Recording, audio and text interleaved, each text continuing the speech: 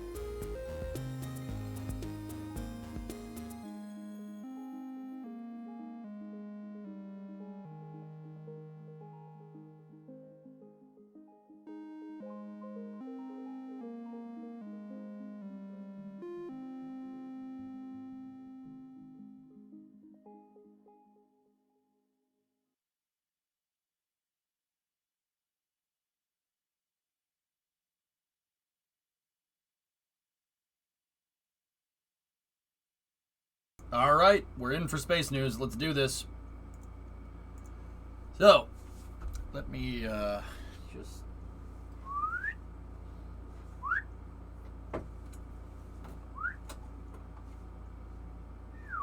All right, cool. All right, so, space news. Let's do this. So, the first thing we have on the docket here is the... let's see...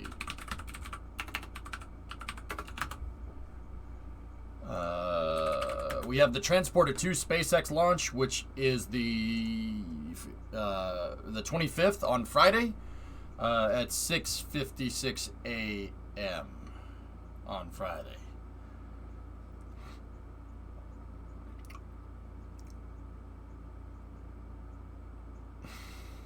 Okay.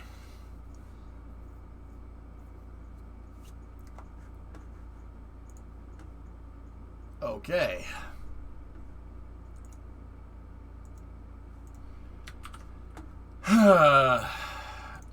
Okay. Good luck with that sleep schedule.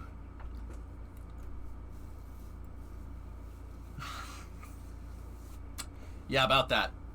All right.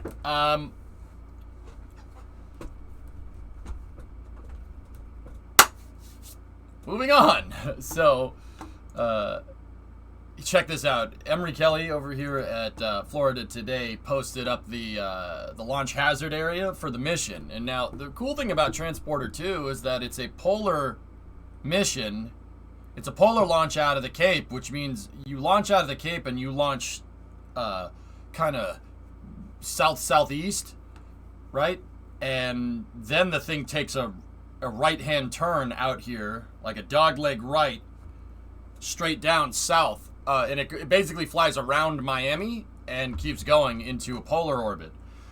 Even cooler thing about this is that it's a polar RTLS. The booster will fly out here, boost back over here, and then come back down and land. Flight Club here, and I commented on it, Flight Club has a visualization of what that trajectory looks like.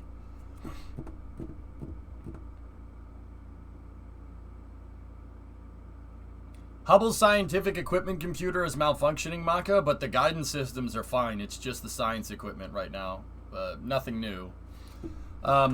If you want to see a better angle of what this looks like, Flight Club has another one. Here. Nope.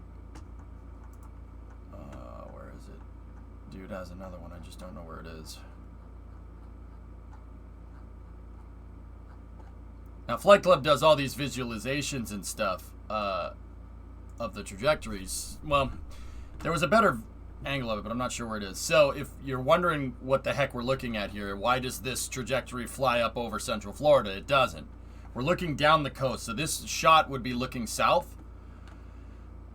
I don't know what you're talking about, W. So here, this right here, the trajectory going up right here is the first stage, right?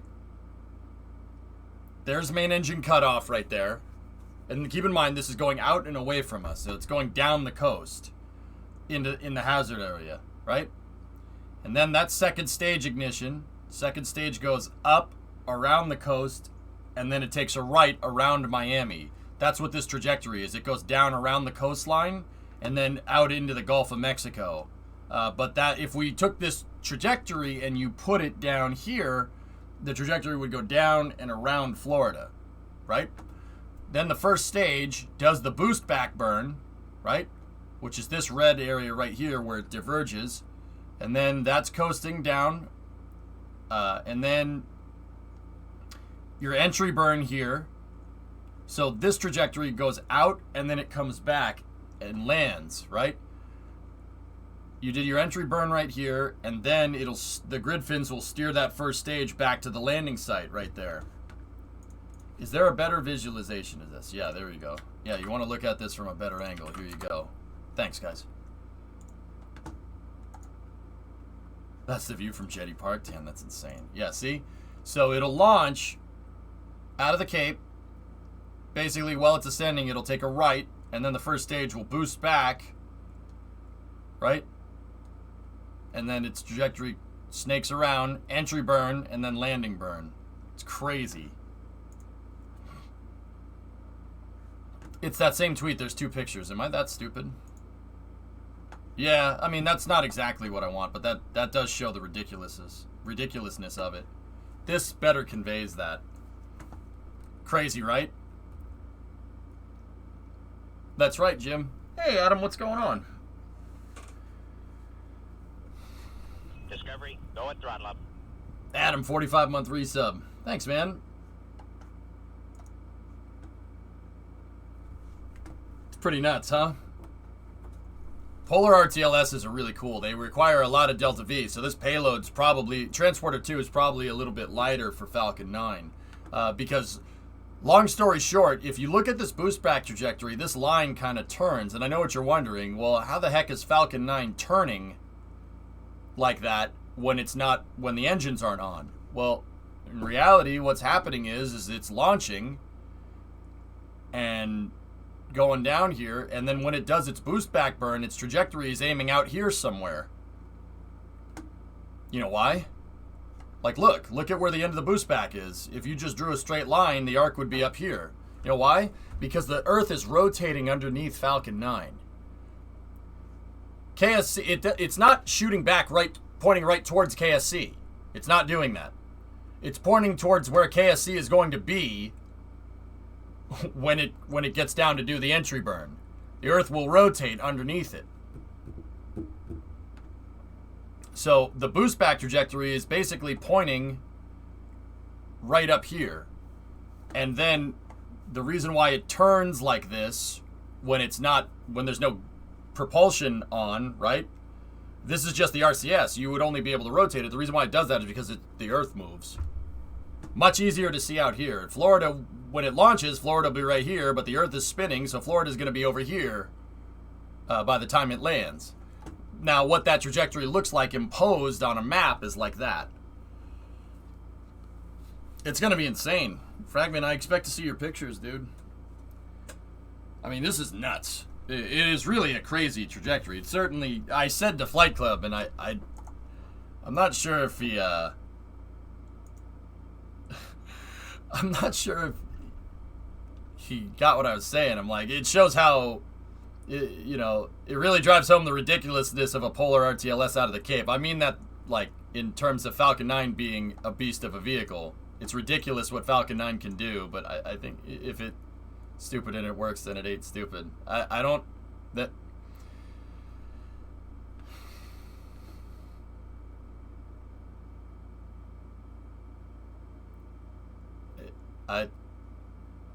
That's not what I meant, man. But alright, it's fine. This is why I don't Twitter. I'm really bad at this. I'm really bad at this. I don't...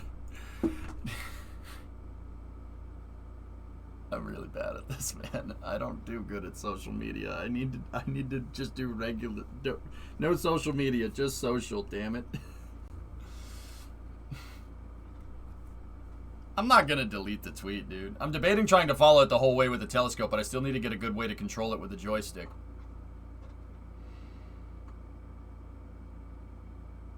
You need a social media manager?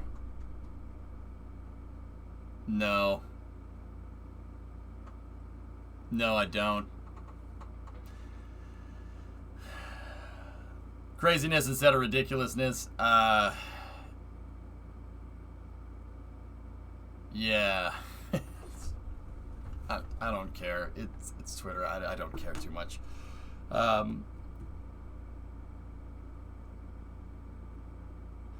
Yeah, Jim, I thought that would illustrate that I'm not saying that it's ridiculous to launch a Falcon 9 Polar out of the Cape. I really hope that's not the point that I conveyed with that tweet, but it seems to be that's how that was construed, so...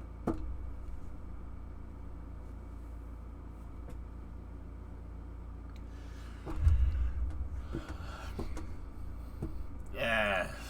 I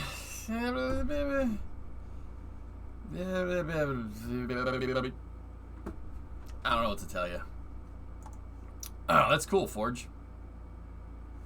Reading comprehension is hard for some people. Nah, I probably could have done better to convey the exclamation through text, but yeah, still a cool trajectory nonetheless. Alright, let's keep going. Let's see what we got.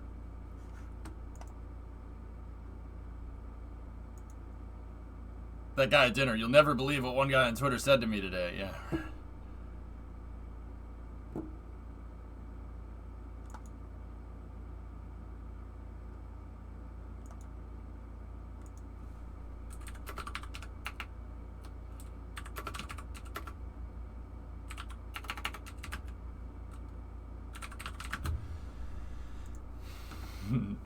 So about that.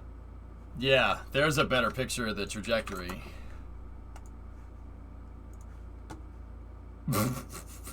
Alright. Look at this part. Woo! It needs to go out into the hazard area first, right? Because you don't want the Falcon 9 before it does its entry and landing burn, right? You don't want it over land. Just like you don't want it over the drone ship, right? When it does the landing burn. It only does the landing burn right at the last second when it gets over shore. Because if something breaks, like what happened on CRS 16, it'll just land right here. That's crazy. So instead of the trajectories going this way or going this way and then coming back like they should, these trajectories are going south, which is really cool. It's got to be awesome to see this. This is a launch you probably want to go to in person if you can. Just to see that Falcon 9 come back sideways and do this. When's the next truck stream? Tomorrow, Maka. Big Show, change the subject. Sorry. I went to the Air Museum today. It was amazing. So many planes. Best part was there were so many old vets to talk about the planes. Great day. Which museum, Big Show? That's cool. Yeah, museums are always a good time. I always like picking the docents' brains there, man. It's more fun that way.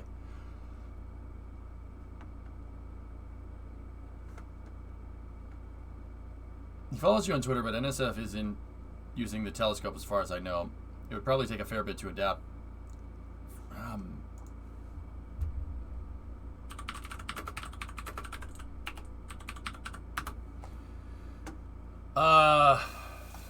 Do you...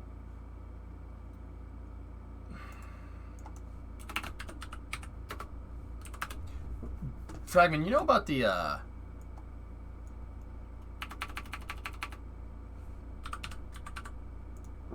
You know, like those USB dart launcher thingamajiggers? Now, it's probably not strong enough to move the telescope around for a track, but maybe you could part one of those things out and use the, however it gets controlled via USB to actuate, like these things. You know about these things? Like, I don't know how you'd get this to work with a telescope, but these control systems are actually really precise for whatever reason.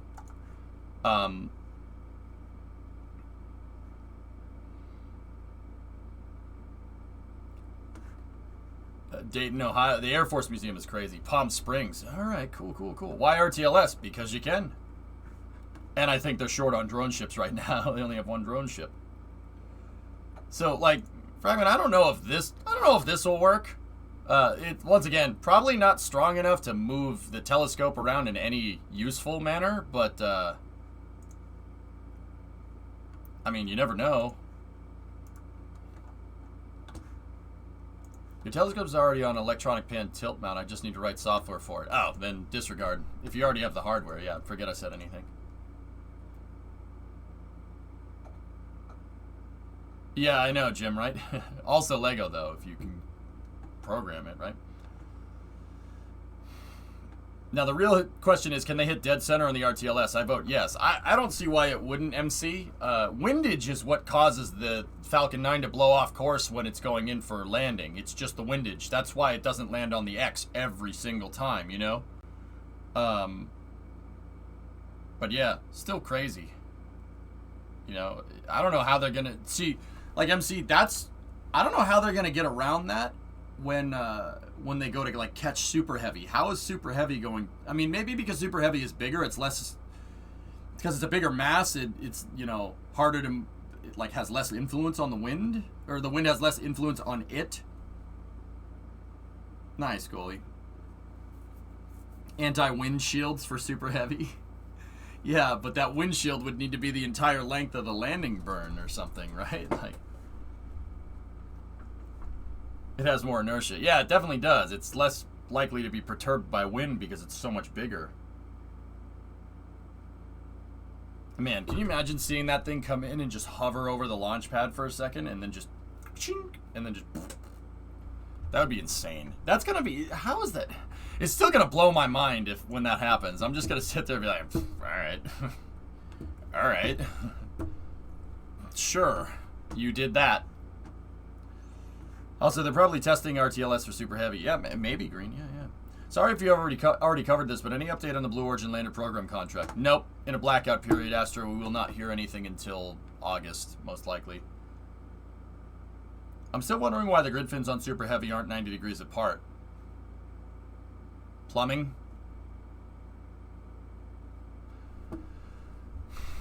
Could be the plumbing, Thomas. I know what you're going to say. Like, what do you mean the plumbing? Well, I think it's pretty... Well, I'm not going to say it's pretty obvious, but it's pretty dang apparent. Like, you know the theory that I have about Starship being fueled up through Super Heavy?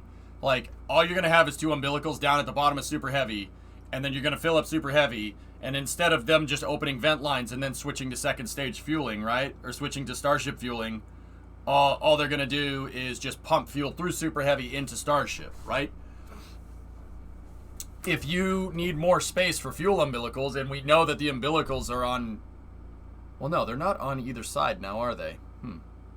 There's no plumbing there, though. The catch tower is the only thing.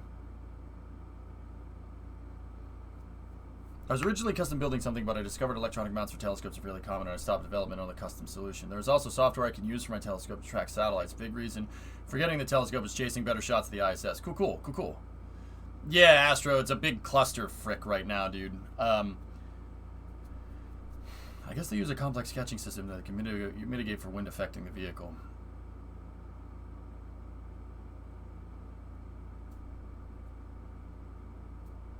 Yeah, Grab Shark, there's always a reason. Anytime secondary systems on a rocket are shifted around, like Atlas with its SRBs, it's because something else that needs to be there is in the way.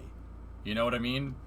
Like, the reason why Atlas V carries asymmetric SRBs, 3 on one side, 2 on the other, right? Like, The reason why it carries asymmetric SRBs is because of the fuel line. The fuel line and the raceway need to be there. If you don't have those, then your core stage doesn't core stage correctly, right? So that, I'm just thinking about it from like an engineering standpoint. They shift the grid fins, and if they were going to shift the grid fins like that, it's obviously because they need to make room for something else that needs to be there. That's really what I'm getting at.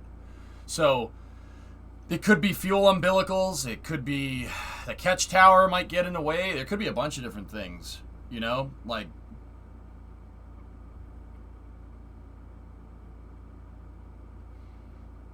The media is saying that the $10 billion fiasco didn't pass through the House. Yeah, they also say that that $10 billion is going into Jeff Bezos' pocket, which is the dumbest thing I've ever heard, Aiden. I can't think of, like, I'm not one to just jump on to like, yep, nope, that's fake news. But that is intentionally misleading. That's very intentionally misleading. It's not $10 billion into Jeff Bezos' pocket, like, immediately. It's $10 billion over 5 years for human landing system operational missions. And the money goes to the national team, which Blue Origin is a part of. Blue Origin is just one component of 4 for the national team, which consists of Northrop Grumman, Lockheed Martin, Blue Origin, and the Draper Lab. Lockheed Martin is making the ascent module for the lander. Blue Origin's making the descent module. Northrop Grumman is making the transfer module, and Draper is working on the guidance systems for all 3 of those things. So it's not really a bailout as was reported, which is bullcrap. And anybody that says it's a bailout does not understand how NASA contracting works. And more importantly, doesn't understand how Department of Defense and NASA or government contracting. No, they don't understand how government contracting works, and they're or they didn't read it. Like, but yeah, whoever's reporting that nonsense is wrong. Anybody that says it's a bailout for Jeff Bezos has no idea what they're talking about. Like, I can say that with the full and utmost conviction. Yeah, you have no freaking clue. Firehouse completed. Let me see, Penta.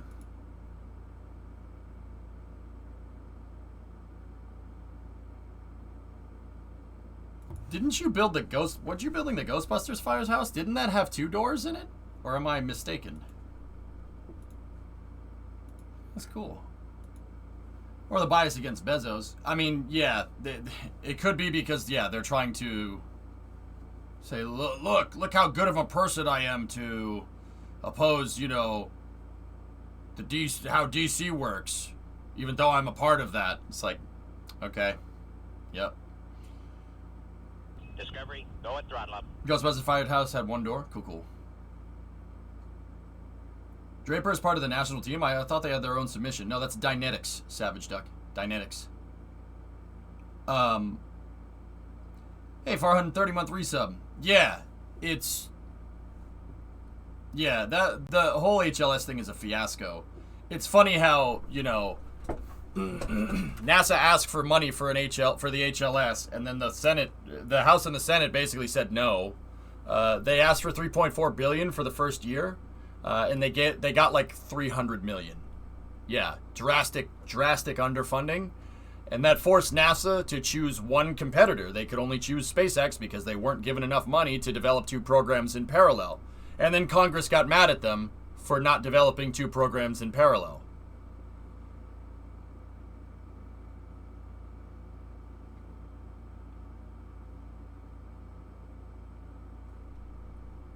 I'll say that one more time, just in case anybody missed that one.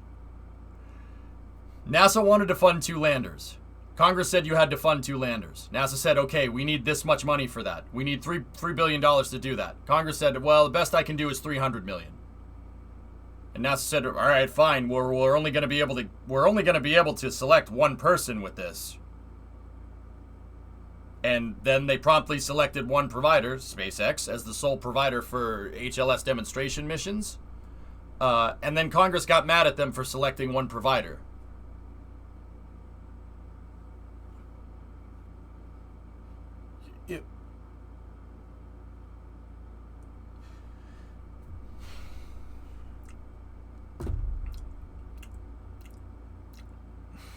Okay, I'll just be over here.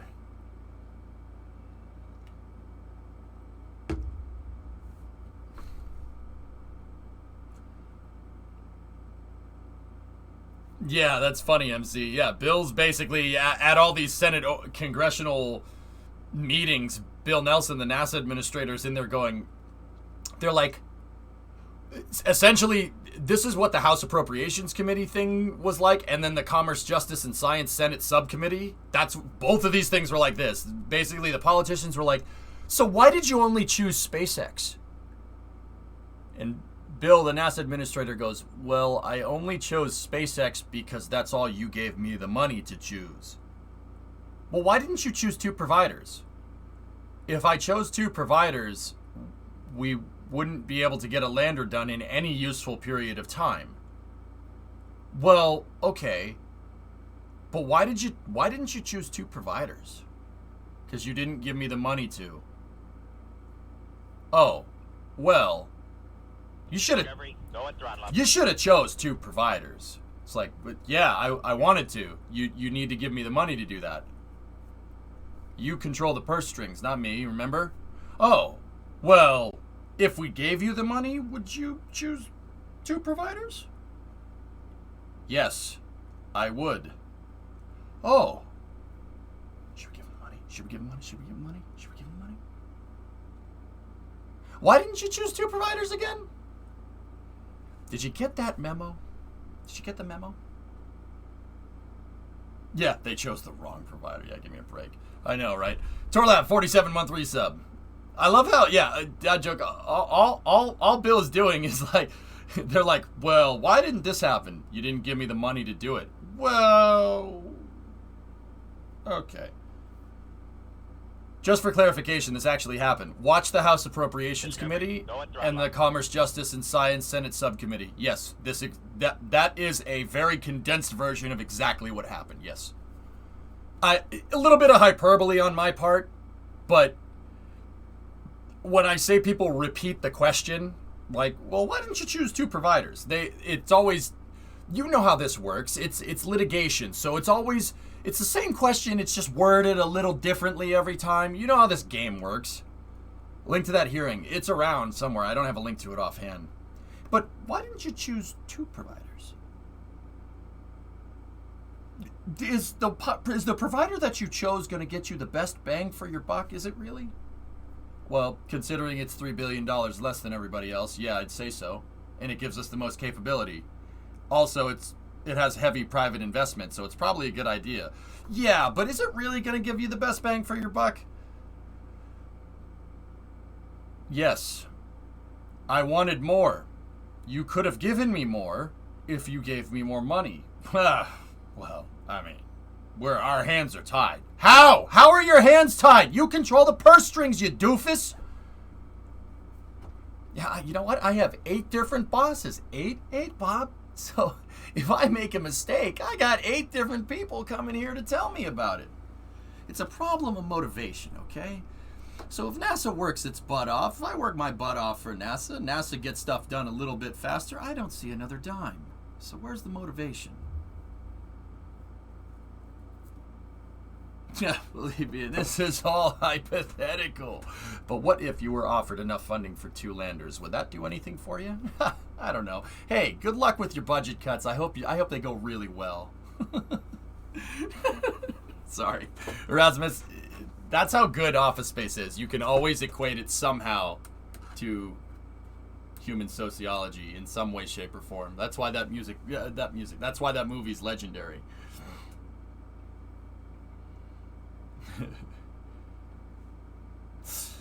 Yeah. Hey, Bill. What's happening? You know, we really want 2 lunar landing providers. And, we're gonna need you to choose 2 providers, okay? Yeah, I know.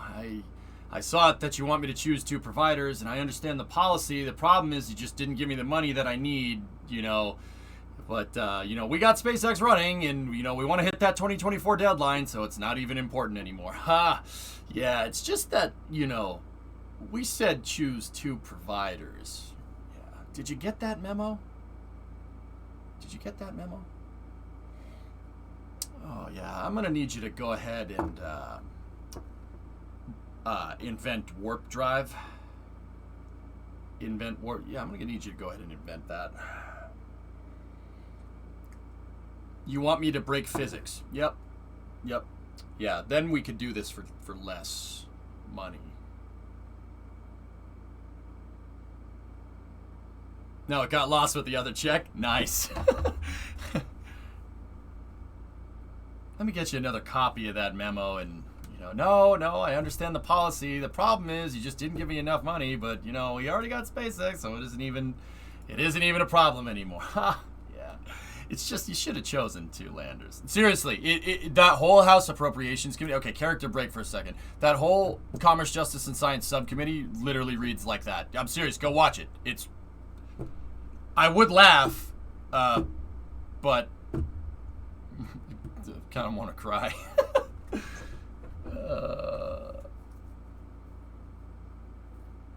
Was it today? No, it was last week. Yeah, Astro. Well, that's what's going on. I'd laugh, but it isn't funny. Yeah. Nice VOD channel. Probably don't want to let anyone know about your old one.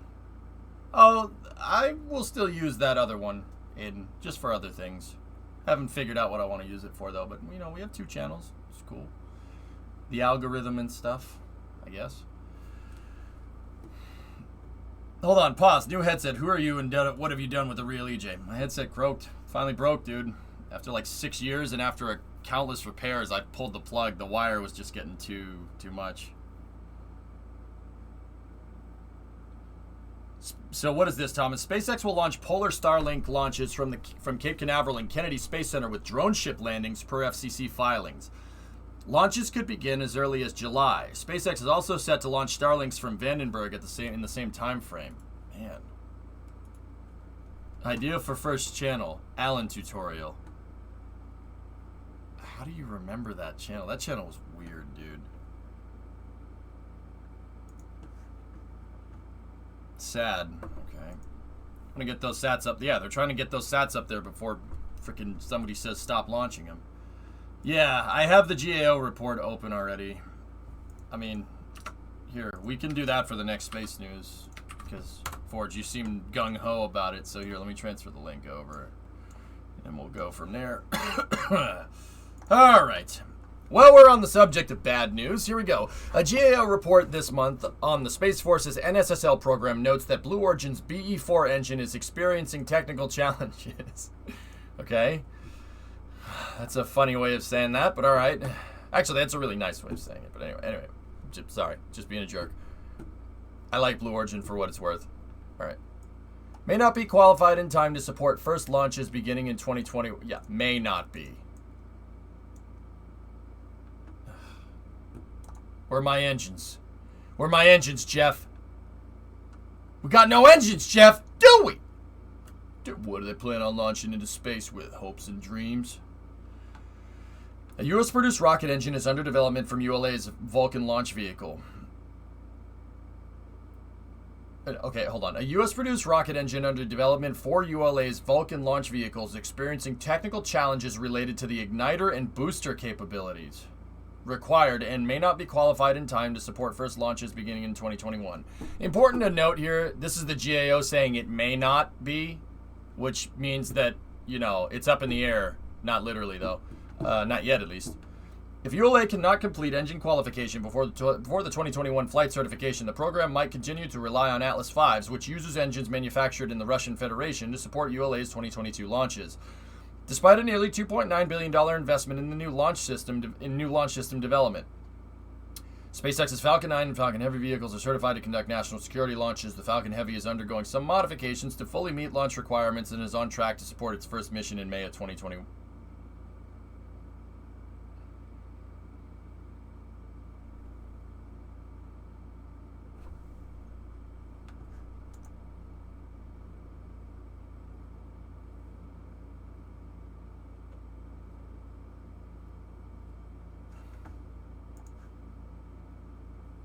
Huh.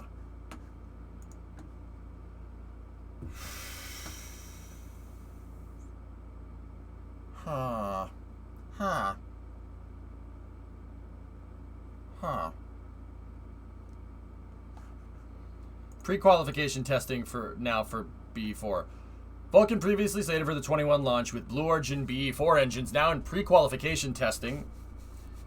We like the performance. It's better than I expected, said Tori Bruno. We're still going to drive towards having that rocket ready in our business. In our business, you always want the rocket waiting on the spacecraft and not the other way around. Nah, Asim, this is probably a report from earlier this year. Does Mike, in this tweet, does Mike Sheets say where it comes from? A GEO report this month on the Space Force...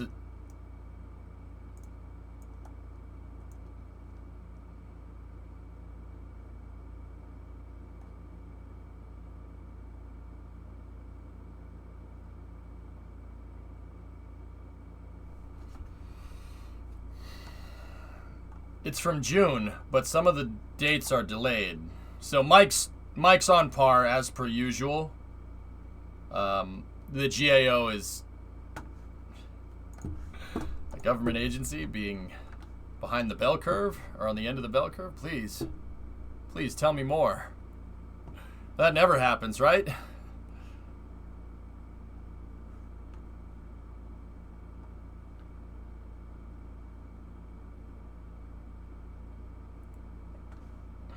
Okay.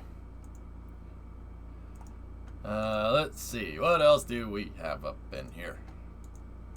So Pam Melroy was sworn in as NASA's deputy administrator. Here. Pam Melroy is here, I'll show you. Next news. Let's see. NASA Deputy Administrator Pam Melroy took office Monday after she was given the oath of office by NASA Administrator Florida Man during a ceremony at the Mary W. Jackson headquarters building, NASA headquarters building in Washington. Well, I tell you, Pam, I want you to be my right-hand man, so to speak, but not right-hand man because, you know, you're not one. Sorry. I threw some Forrest Gump in there just for fun. No, okay, so, jokes aside. This is Bill Nelson over here. He's the guy that runs NASA. So he's like, it's not called the president of NASA, it's called the administrator. And then Pam Melroy on the left is the deputy administrator. The deputy administrator is basically the vice president of NASA. That's the function there. They're not calling him senator. No, that was fake news. Freaking ridiculous. Nice, Forge. That's cool.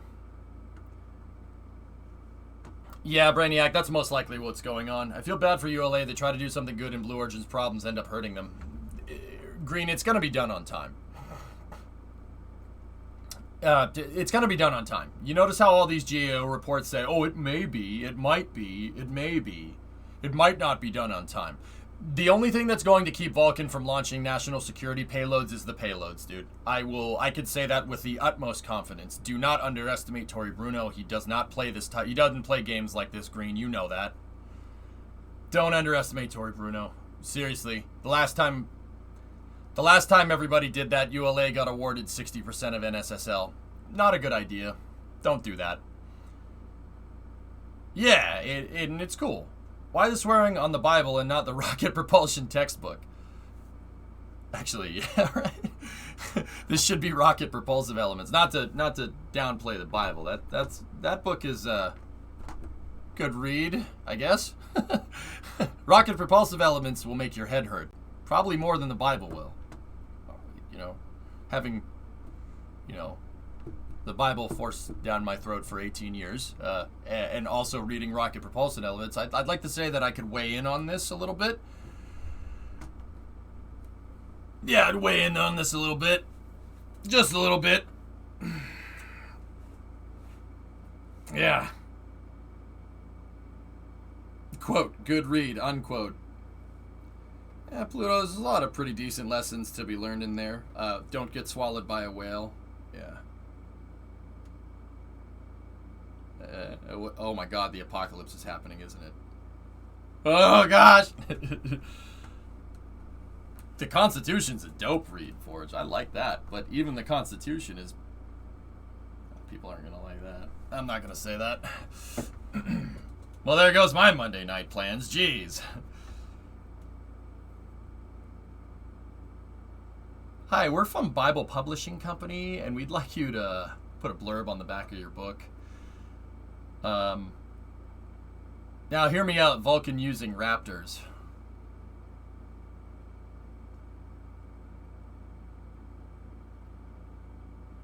It would never happen. It would never happen. It's a good read dad joke if you're into that. A lot of people still are, dude. And you know what? Don't judge those folks for that.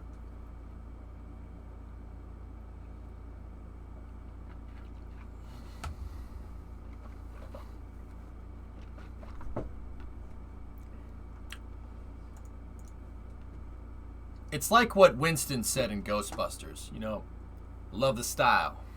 Love the style. Some Old Testament stuff. You guys remember that? Remember that? Maybe it's because people are rising from the dead. Every religion has, speculated about the end of the world. Right? Right? You know what I'm talking about? No? All right.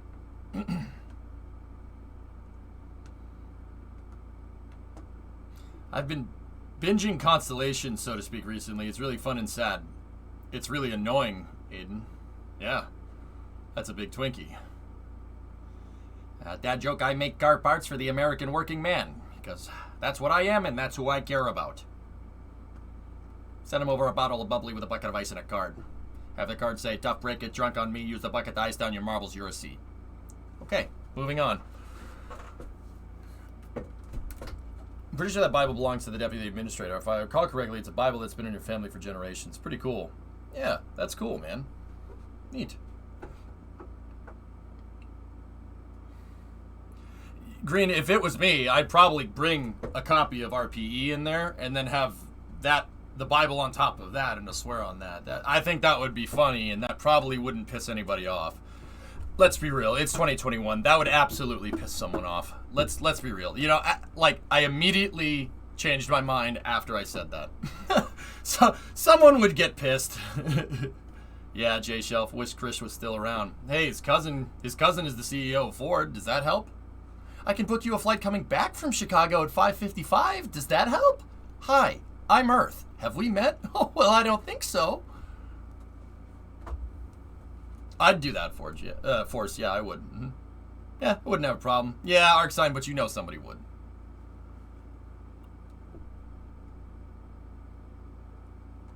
Want to know a funny note? New BE4s are green, same as Raptor. Yeah, I mean, engines that use similar propellants are going to end up being similar. Thank you. All right. Next news. Let's keep going. Next news. All right. Let's see. This is coming from Andrew Jones over at Space News. Let's see what we have here. Switch the covers of both the books. Ah, let's really piss people off, huh? Just the idea of nobody being pissed off pisses me off. Gotta get involved. Let the people speak.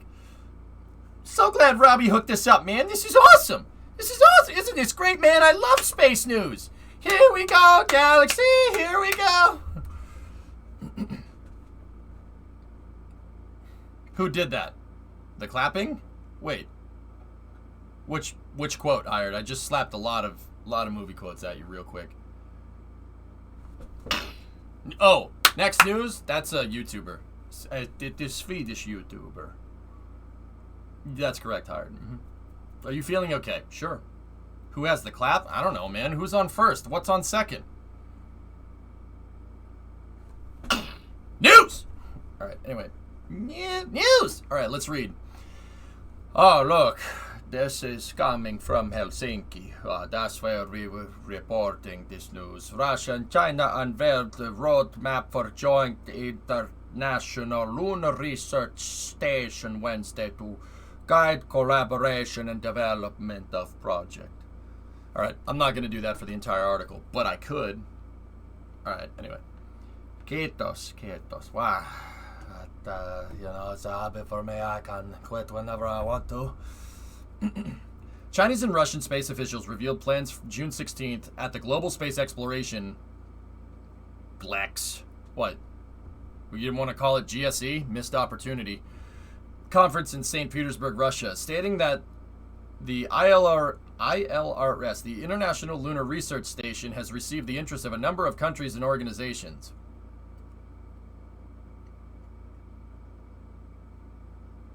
No, Vanguard, not since the other day. The ILRS is planned to be developed concurrently but separate to the United States' Artemis Lunar Exploration Program. Wu Yanhua, I'm not saying that word right, apologies, deputy head of the China National Space Administration, introduced the science objectives, facilities, and transportation lunar surface infrastructure, development phases, and cooperation frameworks for the venture. Whoop. Phase 1, reconnaissance, 2021 to 2025. So what are we using here? Long March 3, Soyuz 2, Long March 5, Soyuz 2, Long March 5, Soyuz 2. So Russia's gonna use the they reactivated the Luna program, and China's just gonna continue with the Chang'e program, which is their lunar reconnaissance program. Missions planned: Chang'e 4, Chang'e 6, Chang'e 7, Luna 25, 26, and 27, and potential missions for other partners. Okay. Russia needs money, China has money, China needs technology, Russia has technology. I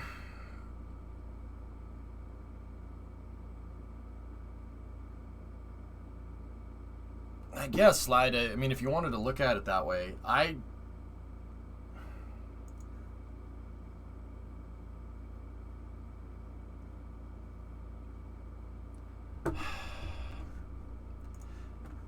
Let me just keep reading this, and then I'll weigh in, I guess, at the end if you guys want me to. Let's see.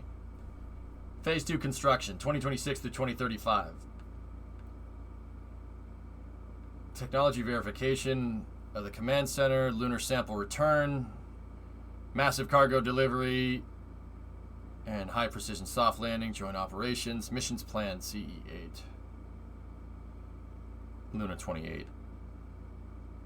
So they're going to be using China's going to, it says heavy rocket right here. I can only assume that that's going to be Long March 9.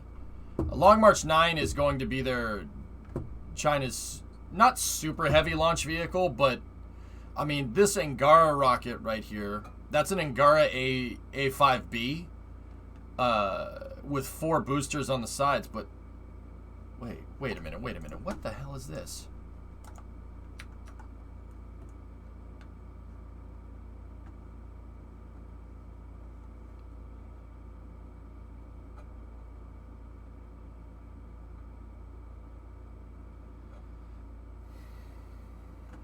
It says Angara on the side, but that ain't an Angara rocket. If it is, it could be the Perseus variant for Angara, but I need Chem or someone here to help me translate this. That's definitely... So, I'd like to point out, and this isn't I'm not trying to badmouth or be a jerk. I mean, because this timeline is for 2030 to 2035. Neither of these rockets, Heavy Rocket, Russia Heavy Rocket, and China Heavy Rocket, neither of those exist. Yeah, right now. But neither of these exist, but the timeline is far enough out for both Russia and China to be able to develop something like this, no problem. Yeah, no problem. They, like, you know, I'm not going to sit here and say that Russia and China don't know anything about going into space. In fact, I've been saying for a long time that Russia understands going into space pretty much better than anybody else, save for us, I guess, save for the Americans. And if so, I mean, even if that's the case, there are some phases of space that they got completely right, like building modular space stations, for instance. That was the right move, at least for now. This reminds me of SEI, Strategic Exploration Initiative. And China, I mean, they have enough money to throw at the problem. They'll figure that one out. I can pretty much reasonably say that Long March 9 is most likely going to happen. Like, I can say that pretty much beyond a reasonable doubt. It's not like they don't have enough cash. You know what I mean? Let's see. Phase 3, utilization after 2036. Lunar research exploration, technology verification supporting human lunar landing with a completed ILRS, expanding and maintaining modules if needed. Interesting.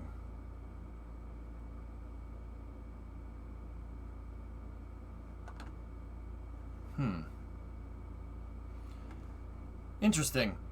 Well, that's good to know.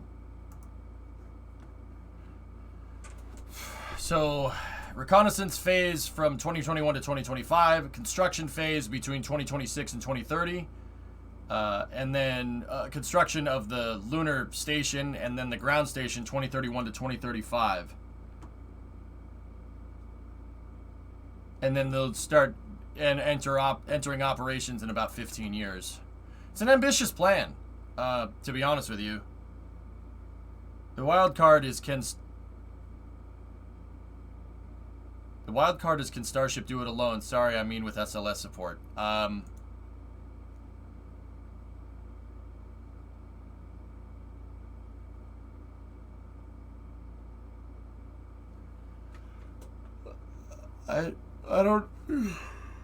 don't understand what you're trying to say, Jack. The wild card is can Starship do it alone? Sorry, I meant with SLS support. Yeah, I mean SLS is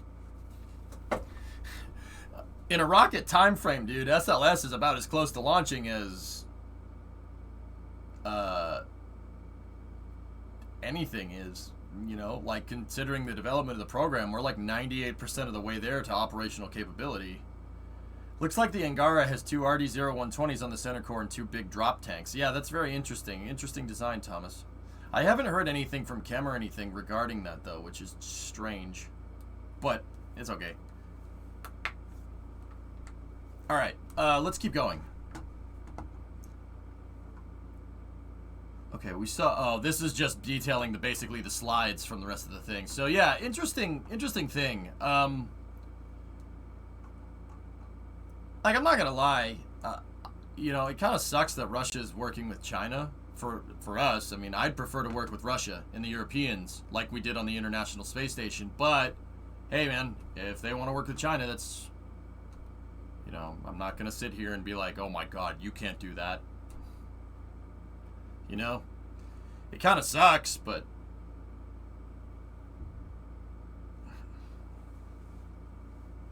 But hey, I mean... A couple of people speculated about it in chat. I mean, I don't necessarily know if this will mean Space Race 2.0, but I mean, it could, I guess.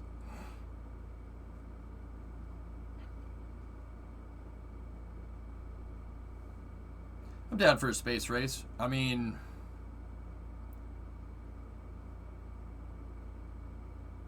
yeah, I mean, it's possible.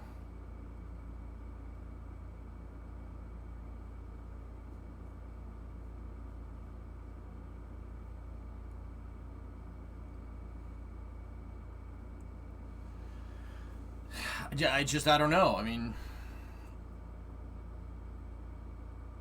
I wish we were past that. I mean, Aiden, international cooperation is the right way to do this. Nation states working together. Apollo-Soyuz test project, the International Space Station, Shuttle Mir. That's what I'm talking about. I don't want one unified space outfit. I don't think that's right. I want every nation bringing their best and bringing their best of their space programs to the table to go and explore space. Now that I don't have a problem with. So, you know, like basically like the International Space Station.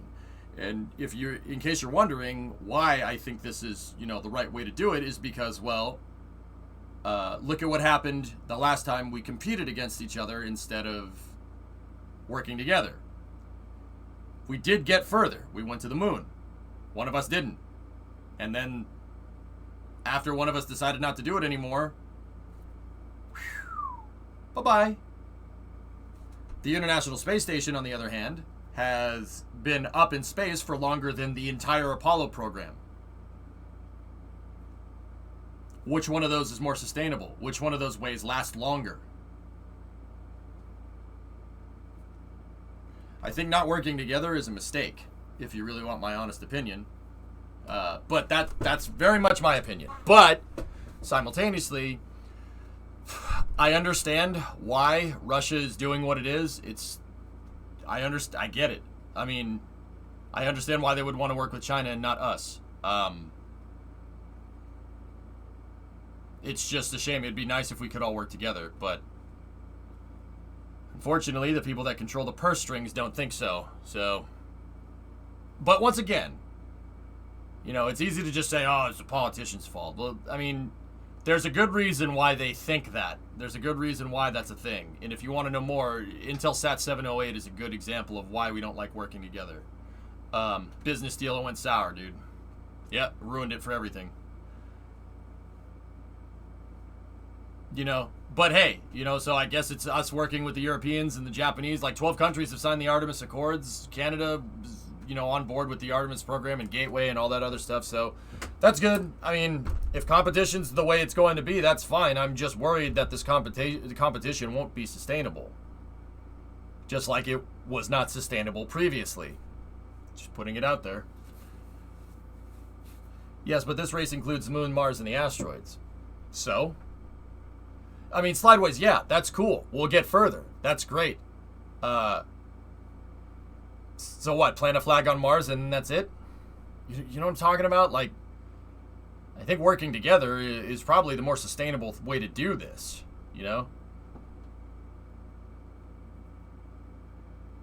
That's correct, Aiden. Like, if we want a space race, that's fine, I guess. And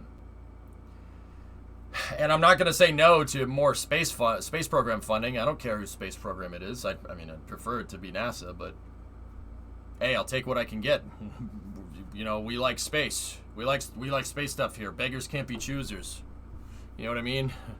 It's like what I always say. You can't be a fanboy. Like, I don't think it's wise to be a fanboy of one particular launch provider over another, or one particular space program over another right now. That's the demographic is not big enough. Like, think about it like if think about it if like FIFA or something had one team, two teams, right?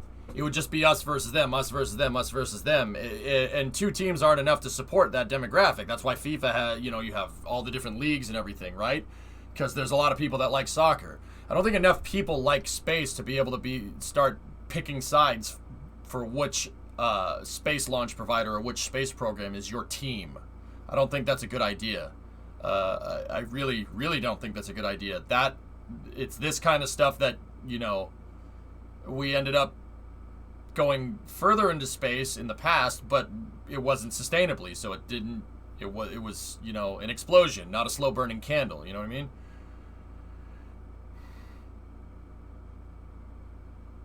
Well, history shows that competition like this and, space racing, just like the arms race, proves to be unsustainable. The arms race during the Cold War proved to be unsustainable for the Soviet Union. ITAR laws are a big break for international cooperation. Well, Seg, there's a reason why those are in place. That's the thing. You can't just say, oh, ITAR is the reason and ITAR sucks, and not understand why those are there. Yeah, Slideways, that's true. Mm-hmm.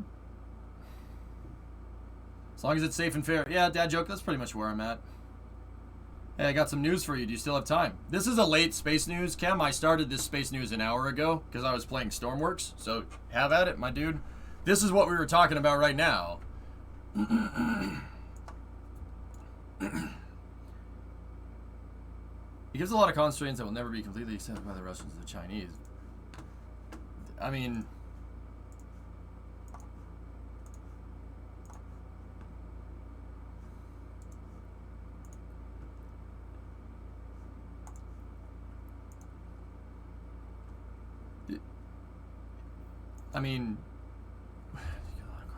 I'm trying to understand what you're getting at, Seg. I mean, I guess.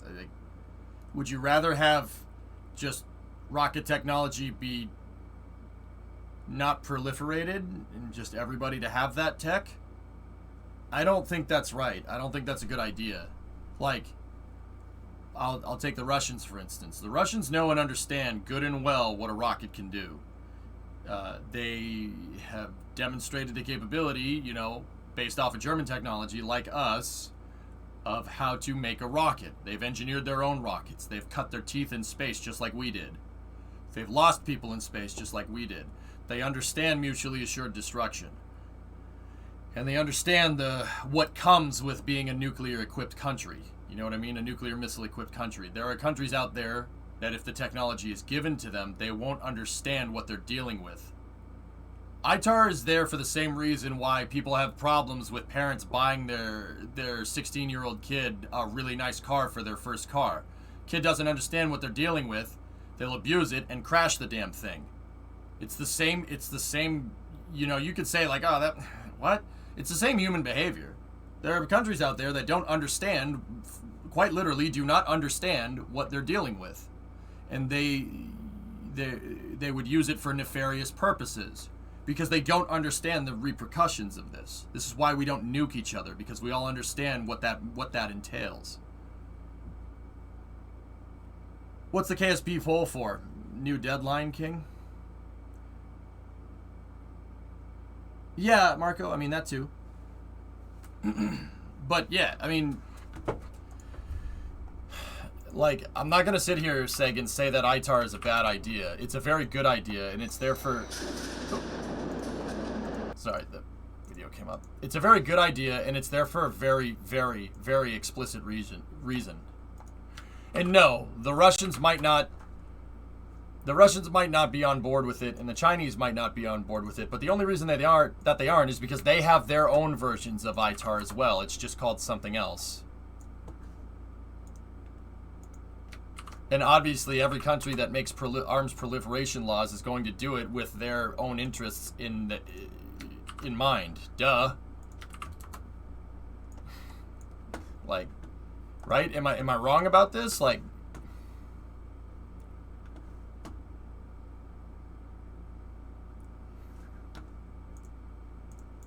okay, I got all of it, Kem.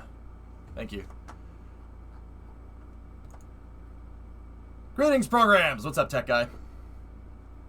Is the reason to make my job harder? I don't know.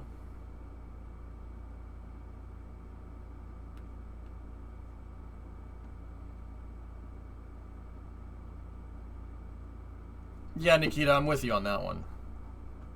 Anyway, whatever happened with the Yellow Jacket saga, the Yellow Jacket, I got some wasp killer and killed it. I got him. I sprayed him down. So, yeah, I mean, that's where we're at. Anyway, while we're talking on the subject, let's keep going with the Russian news. I have some videos here. Let's see what we got. So this looks like a Rakete Soyuz 21A.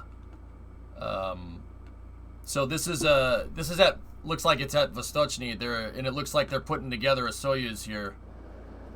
And this is undoubtedly for a OneWeb launch. On the topic of space news, I love your shirt today. Whacking out my tail lights. I hope so, Damage. I hope it was just an isolated incident, because I don't need more. I don't need a bee's nest in my apartment.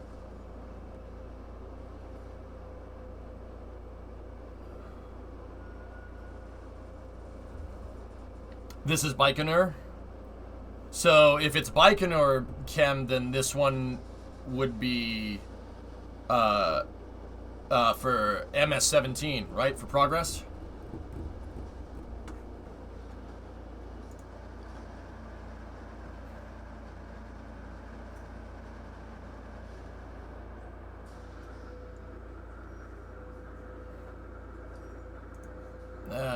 Yeah, Forge. Let's see.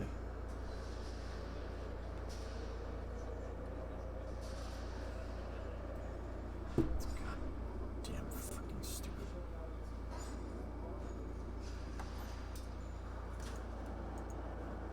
Lab Padre has a port camera now. Okay. Don't miss another Herkelburgle. So this is just them putting the rocket together here.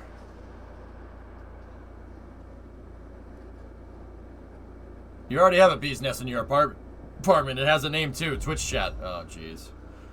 Hey, Broken Oiler. Thanks for all the entertainment. My pleasure, dude. I'm glad you like it.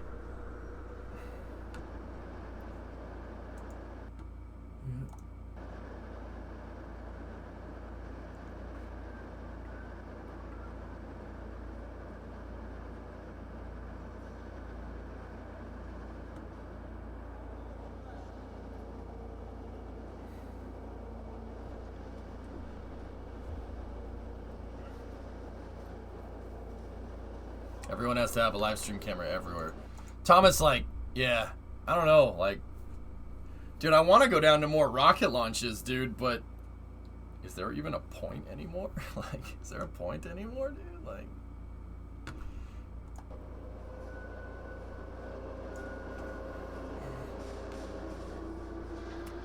the mobile streaming truck is the only thing I can really think of, you know? Come down for Transporter 2? It's a little ways away. I mean, it's a little close, don't you think, Snake? What engine do they use on the single stick Soyuz? 21V, right? 21V is the single. That's just, I hate it. I hate it. I hate it a lot. What is it using in the first stage?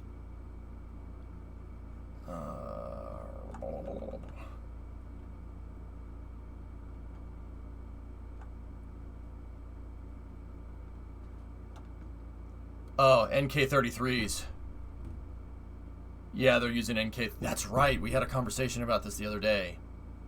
Spontaneous unplanned trips are the best, though.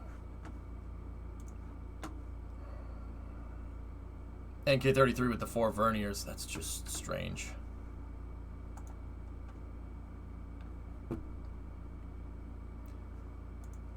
Brimo, what's that? The Paul Walker driven Fast and Furious Supra sells for $550,000. Was it at Barrett Jackson? 1994 Toyota Supra. Steve, here it comes. The Fast and Furious movie car. We have at least half a dozen phone bidders involved on this, the most anticipated car of this auction. The 1994 Toyota Supra Fast and Furious. That is a Supra.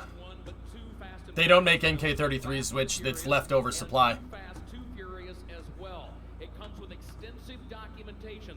That documentation to come with the car includes a certificate of authenticity. The car was built by Eddie Paul this car at the was Shark built for the Shop in El 2001 Segundo, movie California and the for the first 2003 movie. movie It was by brought Eddie back and Paul modified at the by the Shark Shop original in builder El for its Segundo, role as California, Slapjack and then Supra brought in back the for sequel. the sequel It's a factory for its turbo role as car, Slapjack 3.0-liter Supra. turbocharged inline six-cylinder with a 4-speed automatic. Here it is, the Fast. It's an automatic? Oh, gross. Oh, they have the automatic transmission? No. That, he must have been saying the factory specs. No way. Oh, God. The Supra's automatic transmission was a sludge box. I think it was a piece of junk. You need to find it with the 6-speed. The single stack is barely being used anyway. Yeah. Cam, it just seems like supplemental capability to... I mean, because you have NK33s, you might as well. The thing is, coverage of the launch has gotten so good, it's not like the 70s. Yeah, Geek, I know what you mean. I'm like, I kind of want to go down and I want to watch more rocket launches. I'd love to go and see every single one, but the only real way to do it is to bring something to the table that nobody else can at this point in time. You know? Not like the car ever drove fast, really, yeah.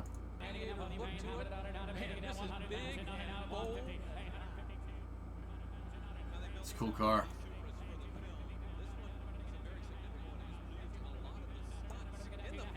But under the hood, it's a pretty stock 2JZ. It's not the pretty car they popped to show off modifications. Also an automatic transmission. Yeah, okay. So it's one of the movie cars. That's what I was listening for. Whenever a movie production has like a hero car, so like Ghostbusters, Fast and Furious, Knight Rider, not a movie, I understand. Dukes of Hazzard, they don't buy just one car. They don't do that. They buy a bunch. They make like 4 or 5 of the same car. At least they make 4 or 5 of the same car from the outside. One car is used for the second, or well, Like 5 cars are used for the second unit for doing stunts. There's always the prime car, which is the movie car, which is used for that's for used like for the up close shots. That's all. The prime car is always the one that has the like all the bells and whistles. This is not the prime car. It's a stunt car.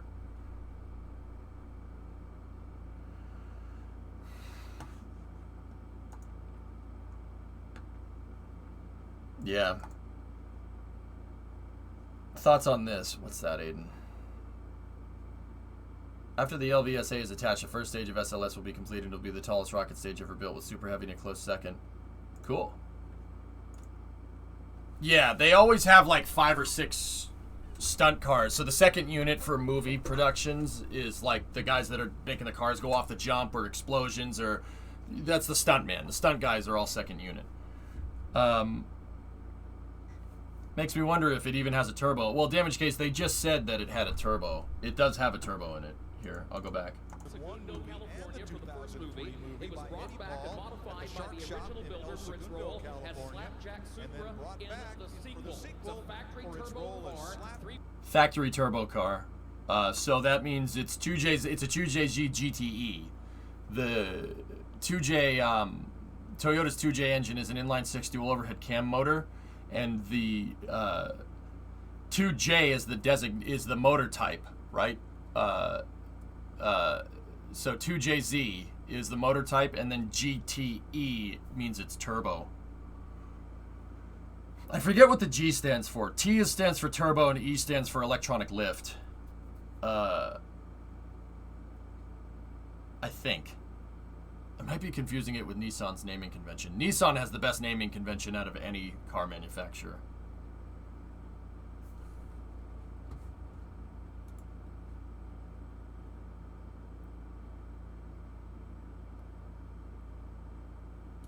Oof. That's crazy, Forge. Yeah, anyway.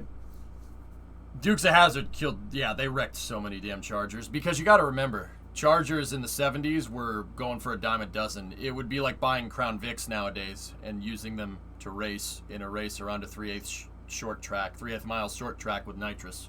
Nobody cares if you bash it up. Chargers were the same way, unfortunately. They weren't... Guys, muscle cars fell out of favor in the 70s. Nobody wanted them. Nobody wanted the prices tanked. They went to nothing. Yeah, replicas. Yep. For Casino Royale, Aston only had a DB9 up converted into a DBS prototype when the production was like, yeah, we need at least 10 of these. That's right. Yeah, it's all smokes and mirrors. But anyway, that's cool. So it went for 500,000. I mean, that's a cool car. I'm glad they painted it back orange because the paint job that it had in Too Fast was disgusting. Hang on, let me see the end. $500 G's. That's cool, man. Anyway, let's keep going. That Supra was an automatic stock 2JZ stunt car. Yeah, I know. That's what I was just saying, Geek. You almost had me. You never had me. You never had your car.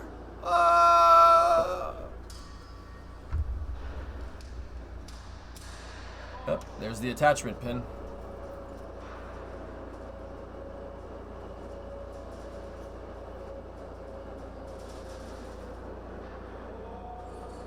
There they are they're assembling boosters here. Yep.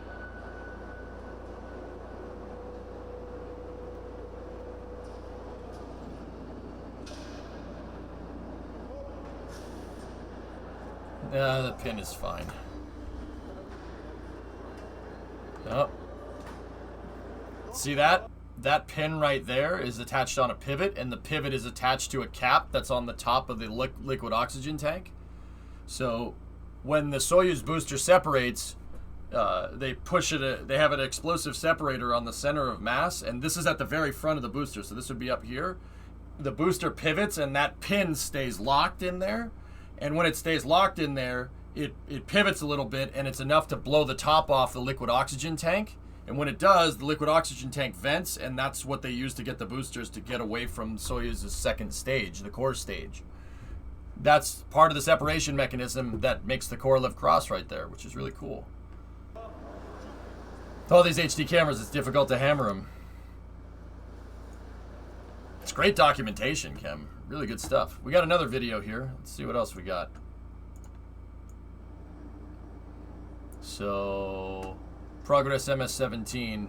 Ah, there's the spaceship. Progress MS-17 is an unmanned resupply for the Russian segment of the station. There it is. There's your spacecraft.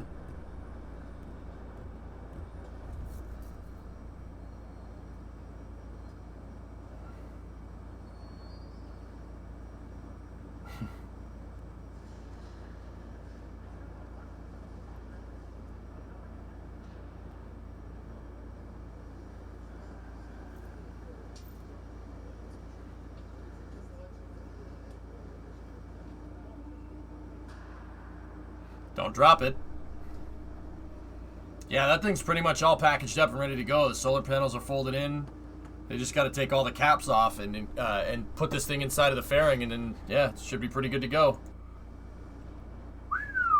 Don't drop that stuff. Don't drop it. Pray to God you don't drop that stuff. There's the fairings for it over there. Cool. All right, what else do we got? Launch of the Nauka module by the Proton-M carrier rocket from Baikonur on July 15th at 2016 Moscow time. Undocking of the Pirs module by the MS-16 cargo vehicle from Zvezda, July 17th at 1741. Docking of the Nauka module to the ISS Zvezda module on the 23rd. All right. Wow, wow, that port on Zvezda is only gonna be open for couple of days. Cool. I never knew that. I thought they used separator motors, but I guess if you don't need them, it saves mass and complexity. Yeah, it does. They have a separator that pushes out on the center of mass of the booster. And since the booster's still attached at the front, right? So you have separator bolts. You saw one of the guys put the separator bolt in. That piece that guy slotted in, that's one of them.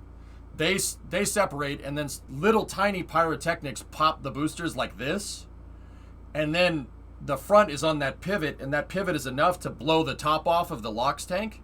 It's a little pivot, and it like strikes the top of the tank like a match almost, right?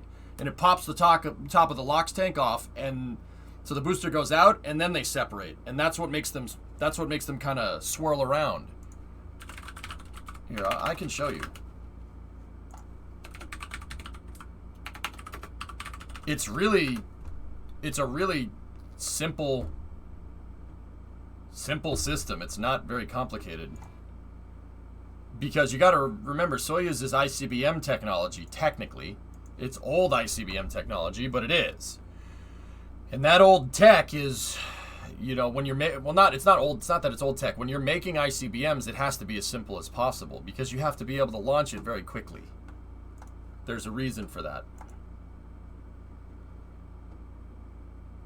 Watch. So did you see it? It was real quick.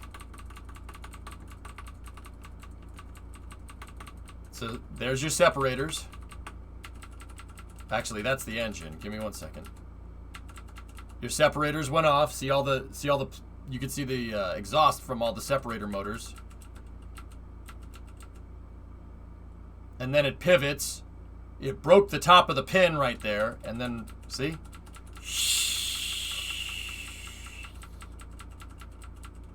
See the LOX? Liquid oxygen. It's popping out. They vent the liquid oxygen tanks. Much easier to see after a couple of rotations. But they vent the liquid oxygen tanks, and that's what gets the thing to fall off, to peel off and fall away. See?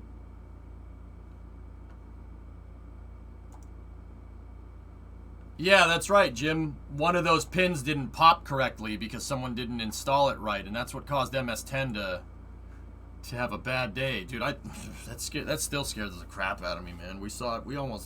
I thought we saw it. Like, dude, I'll be honest with you. All right, and I don't mean to be morbid. I cover all these live launches, all these crewed launches. I get nasty anxiety about a day where something goes wrong and I'm covering it. Like, oh, I thought that day happened. And I was like, oh no. Oh no. Thanks for the explanation. I finally understood the magic. Yeah, Napfron, it's smart. It's really smart. It's so simple. It doesn't need to be complicated. I remember that day when the camera shook badly. Yeah, Kem, I saw it, and at first I was like, wow, that was a really, really, really rough separation. But no, them moving, Nick and Alexei, them moving back and forth in their seats was the sound of the core stage exploding. Or not the sound, that was the result of the core stage blowing up. It's when I heard Soyuz's locator beacon that I was like, uh-oh, something went very wrong.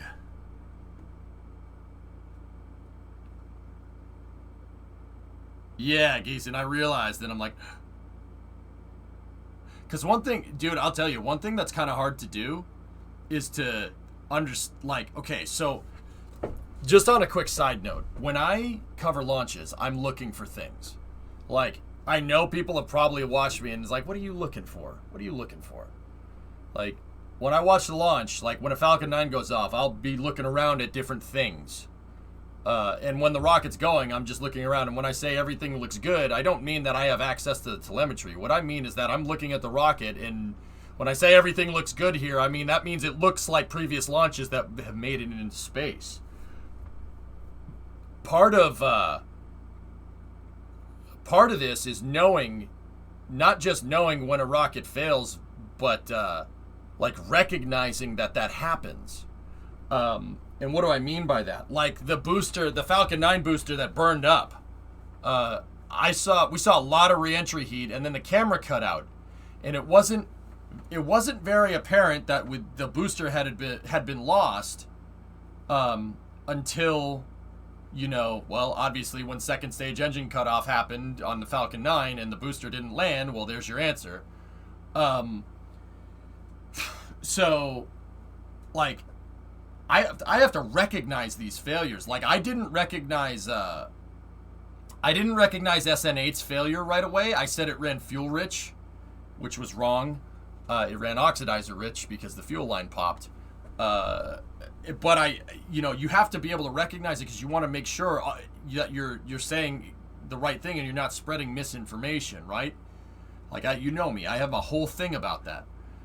But I got to make sure that I recognize the failure and I can say pretty reasonably what happened. Like, that's a tough thing to do, man. It's tough to recognize that something went wrong. When OFT-1 went off, when the first Starliner went off, I did not recognize that thing had failed until they showed a shot of mission control and the thing was tumbling end over end. And I'm like, oh, yep, something went wrong. I thought they just didn't want to show us any footage because, you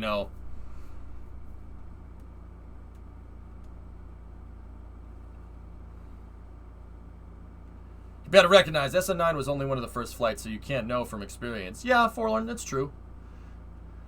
My brain is always in take the photo mode. Not quite the same as crude, but for NRL 44 Hotfire aboard, I knew something was wrong when I didn't even think to stop taking photos. Yeah, right.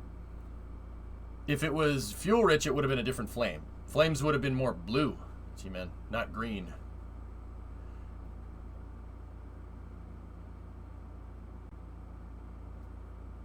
Yeah, Kim, like, it's important to recognize what happened, And I don't want to be the guy that just sits there I don't want to be like Delta 2 lady. We've had an anomaly.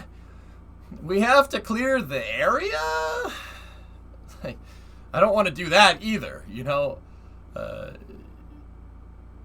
Like, I don't want to be like 24-hour news network coverage of failures with rockets. Like, I pride myself and I take it very seriously on if a failure does happen, I should pretty much be able to reasonably predict what, at least in the ballpark of what went wrong. Like CRS-7. When CRS-7 happened, I freaked out because that was the first failure I covered on stream. I did not cover Antares on stream. I watched that launch with my dad. CRS-7 was the first RUD that I ever covered on stream. And I was just like, no! You know, but after, you know, we looked at the footage after, it was very clear that something went wrong in the second stage. Like, and that's what I said. I was like, something went wrong with the second stage. I don't know. Do you have footage of that? It's around somewhere.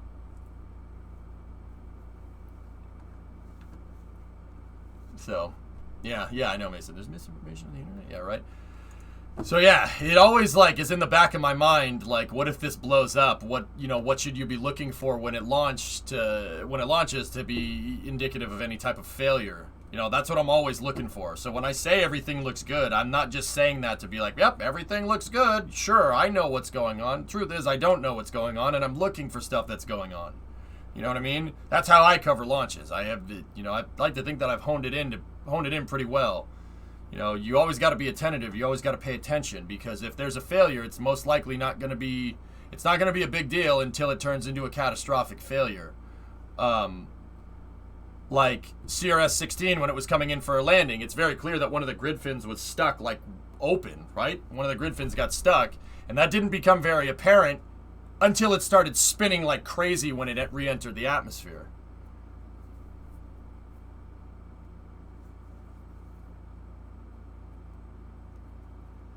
Anyway, next Russian news here. But yeah, just on a quick side note, it's tough, man. It's tough covering that stuff, man. You got to be ready every time. And I am dreading the day where, you know, if it ever happens, you know, like, knock on wood, I'm dreading the day where I have to say I think we're screwed. You know what I mean? Like, it's something I think about. It's anxiety inducing, for sure. Anyway, let's keep going. Nauka was docked today with the interstage adapter of the third stage for the Proton M rocket. It provides a mechanical connection between the module and the fairing, as well as its electrical connection to the onboard control system of the rocket. There you go. Nauka scheduled to launch in the middle of July. July 17th? I just had that tab open. 15th. Proton M Baikonur, 15th of July.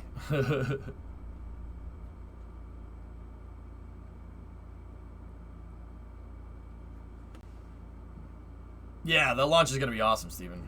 You need yourself a red envelope. Where's the new module docking? The bottom of Zvezda. Here.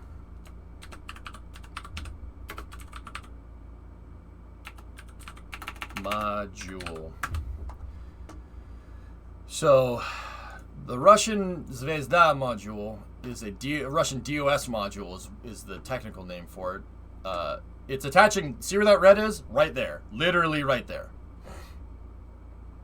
It is going to be replacing the Piers module. Piers is a redundant airlock. Hey. Anton, Samantha, Thierry. It is an airlock that's attached to the top and bottom of the station. Here's a good picture. This is a good picture of the ROS, the Russian orbital segment, okay? So ignore all the Soyuz that are attached here. It's 5 modules. So you have Zvezda, which is the service module for the ISS. You have Zarya, which is the functional cargo block. This is storage and batteries. This has batteries for the ISS. There is batteries on the truss segment too, but on the bottom, on the nadir of Zarya, there is the Rasvet module, which is it's a multi-purpose module that's also a Soyuz docking port. Cool thing is that Rasvet was a Mir docking module. Well, not a Mir docking module. Its design is based off of the Mir docking module that the American space shuttle used to dock to the Russian segment, the Russian station Mir. It's based off of that. And then you have docking and airlock modules. The Soyuz, these docking modules here is Poisk on the top and Piers on the bottom. Okay, these are Soyuz docking modules or Progress docking modules, and they're also airlocks. There's 2 of them in redundancy. See that hatch right there? That's the airlock. These modules can serve as a Soyuz docking port or an airlock to go outside. They're getting rid of they're getting rid of Piers. Piers has been the primary module that the Russians have been EVAing out of for a long time. Poisk always was up there just to have another Soyuz docking port and have another airlock in redundancy. So it's a redundant module. You don't need it. They put it up there just in case this thing breaks. You have another one. And they did that 15 years ago. Yeah, they did that 15 years ago. So I think it's pretty safe to say that these modules are not going to have any, not going to have any problems with the airlock. So the last Russian EVA, they tested Poisk. They used Poisk for the airlock. And what's going to happen is the Progress capsule that's up there that's docked to Piers, instead of undocking right here, it's going to undock and take the module with it, and the module will re-enter. And then Nauka, which is this, that's a docking doctor. Nauka, this module right here, that docking port, which it has a Soyuz docking. No, it's not an SSVP. It is an SSVP. Interesting. That module right there, the butt end of this thing is going to find itself attached to right there. Are they just decoupling the Piers and letting it float away? No, it's going to be attached to Progress. It'll re-enter it'll re-enter with Progress attached to it. Hot off the press. MS-10 was, oh my god, before... Yeah, exactly, W. Yeah, I have that F1 exclusive, Sebi, from when you linked it before. I don't know if you heard me say it. I said, yeah, okay, I got it. It was quick, though, so if you didn't hear it, it's no problem. So yeah, they're going to dump the Piers module, which is the Russian word for pier. Like docking pier, like at a shipyard. And they're gonna dump it, and they're gonna attach Nauka there. And then to replace Piers, the Russians have another module called Prichal. The Prichal module, which is basically just a space core from Portal. This is an upgraded docking module. It's a heavily upgraded version of what Piers is supposed to do. It has a bunch of extra docking ports on it for docking Soyuz and all kinds of stuff to it. It's basically looks like the space core from Portal. Now this module is gonna fly up there literally on the front of a Progress. Seriously, that's how it flies into space. That's how they got Piers and Poisk up there. They didn't launch him as payload. They launched him on the front of a Progress, just like that. And it takes the place of the orbital module. So you could still fly up there with the service module, and the service module will still be, the Progress will still be able to dock, because the front of Prichal is just a Soyuz docking port. It's quite literally, just a Soyuz docking port at the front. It's the same thing as what Progress actually has. See? There's a regular Progress with a Soyuz docking port, an SSVP at the front, and there's Prichal. It's the same thing. Same docking system. The Russians do that. They only design one docking system. You know why? Because you only need one docking system. And don't get me wrong, we're doing that too with the IDSS, and because Dragon and Starliner have one docking port, right? Where's it going to land on Earth? No. It's not. Yeah, it's not going to land on Earth. Now, see, this is a really old picture at this point. The Russians were going to do this. They were going to take NEM-1 and NEM-2, which are power modules, and they were going to attach them to Prichal. And they were going to build out their side of the station even more. These modules, NEM-1 and NEM-2, the Russians at this point in time are planning on building their own space station with. Yeah, that's going to be the new Russian space station, NEM-1 and 2. Yeah. That could have been the ISS, Could have. ISS could have been huge, man. It would have looked insane like this, Kim. It would have looked really cool. Double sets of solar panels and stuff. That's really awesome. I wish. I don't understand why they'd launch Prichal, though. What's the point? Maybe they're getting rid of all the Soviet tech. Yeah, there's Prichal right there. After Poisk got installed, we saw this thing free-flying. Yeah, right? Yeah, there you go. It's a smart way of doing things. Just the service module. Just make the service module be able to fly by itself. That's really smart. That's a good way to, that's a smart way of doing that.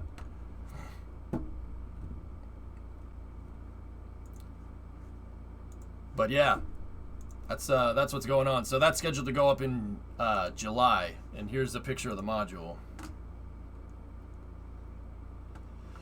I mean, it's a shame, dude. It's a shame that we, you know, all this international cooperation, we're basically going to throw down the toilet, but I hope it's worth it. Cam, I hope it was worth it. You know what I mean? It's just one step forward, 2 steps back, bro.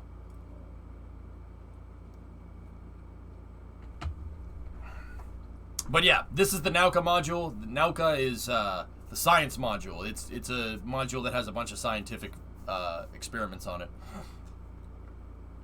What is better, more stations or bigger station?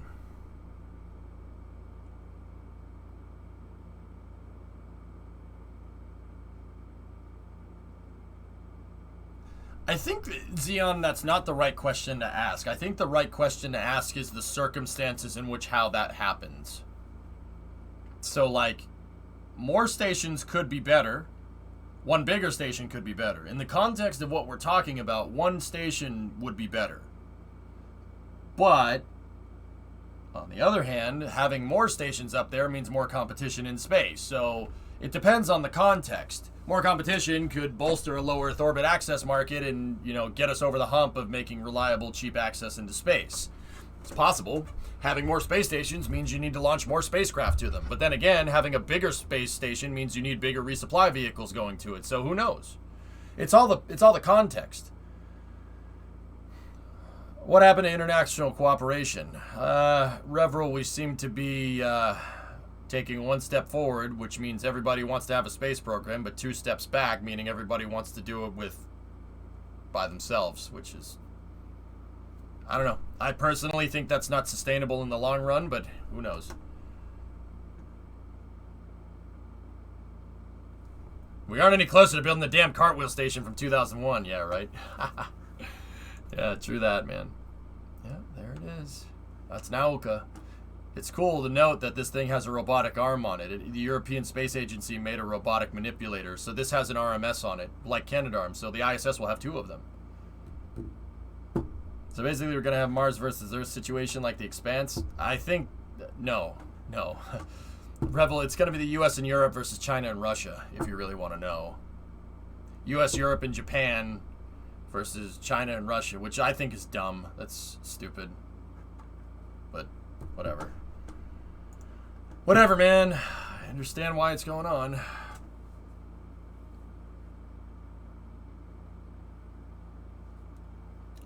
Dimitri Rogozin is discussing with his French colleagues the possibility of transforming the Kourou-Soyuz launch site so it can be used for crew missions. That's cool.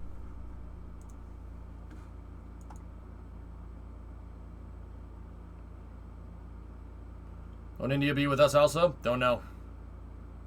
So more like a lead up to World War I, but in space. God, I hope not. That would really suck. A second space race would not hurt anyone. It wouldn't hurt anyone, Dylan. No, you're not wrong. But what happened last time we had a space race? We decided to butt heads. There was competition. And when somebody won the competition, we promptly went back to doing absolutely dick in space. It's not sustainable. That's what I'm trying to say. It's not that it's necessarily bad. It's just not sustainable. See what I'm talking about? There's a reason why we haven't been back to the moon since 1972. Understand? Because that space race was not sustainable. At least that's what everybody says. I personally kind of disagree with that, but, I mean, I can't disagree with history, you know what I'm saying? I can't disagree with history, you know, like, oh, yeah, no, that didn't happen. Yeah, that's not how you get an objective judgment, you know? Yeah, I don't think it's going to be, a race has a finish. That's a really good way of saying that, Snore. Yeah. Yeah, I guess, John. Mm-hmm. But we have billionaires with dreams. Good point.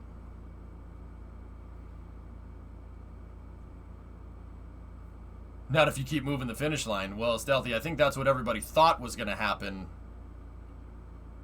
I think that's what everybody thought was going to happen after we set foot on the moon. I think, you know, we were going to do it, and then the Russians would have done it. But the Russians canceled their program when they figured out we were defunding Apollo because we won.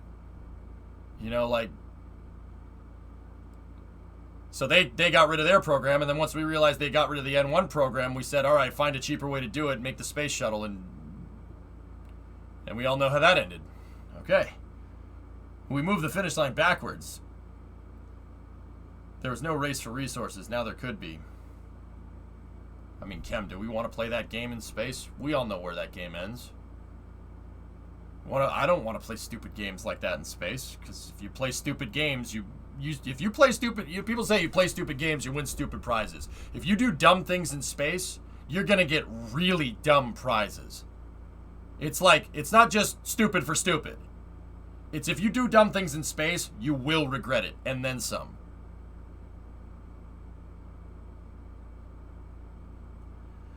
Hopefully the Artemis Accords help with this problem, to an extent. Like, the second somebody does something dumb in space, everybody's going to pay for it. Like Kessler syndrome. You know? So, hey, you know, like, it sucks, but hey, it is what it is. Like, if that's the way it's going to go, I don't like this. You shouldn't either, but people are going to disagree with me on that, and that's cool.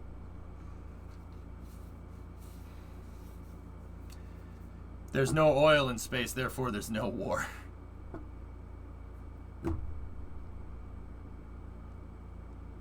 Yeah.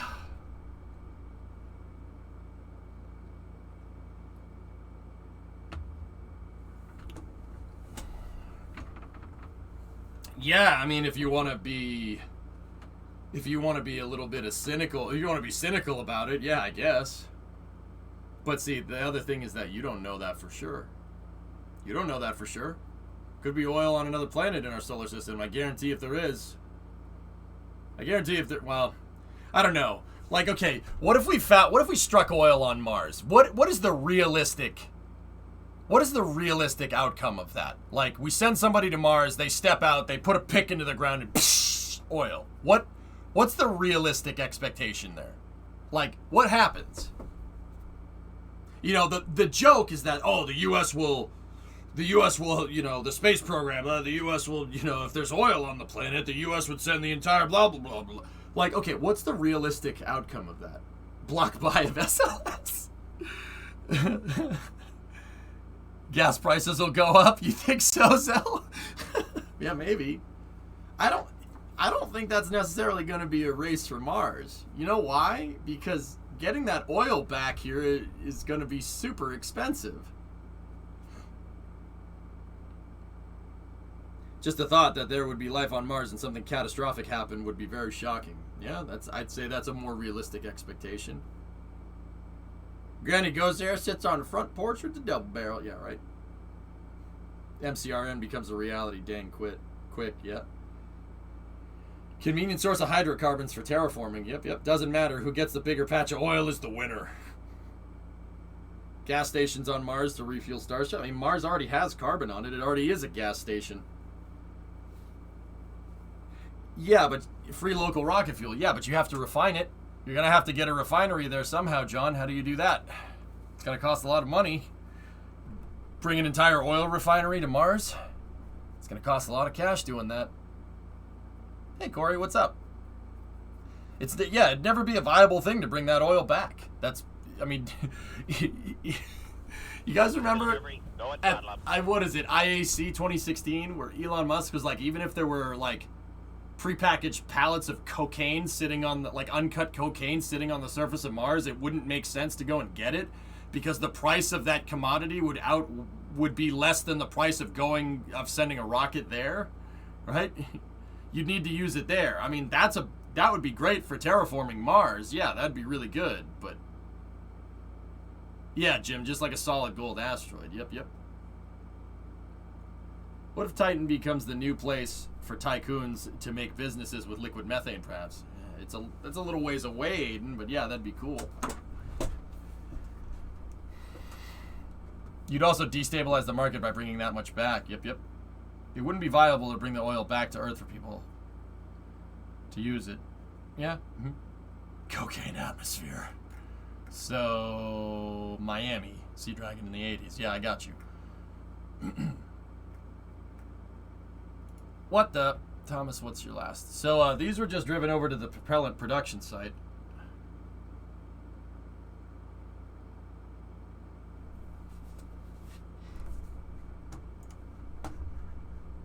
What do we have here?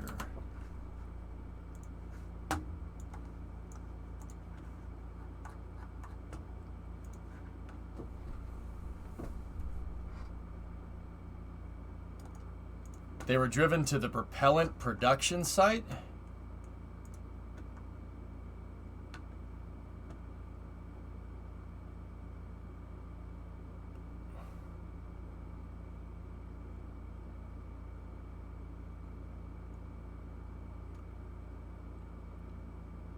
Well, whatever this is, it's designed to pivot right there.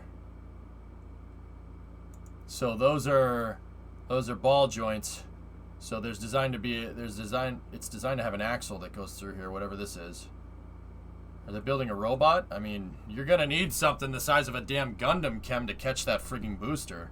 I still think that's crazy, for what it's worth. Not crazy in a way like, oh, it's crazy, SpaceX will never do it. No, screw that. Screw that. Let's try it, man. Gung-ho, baby. Let's go.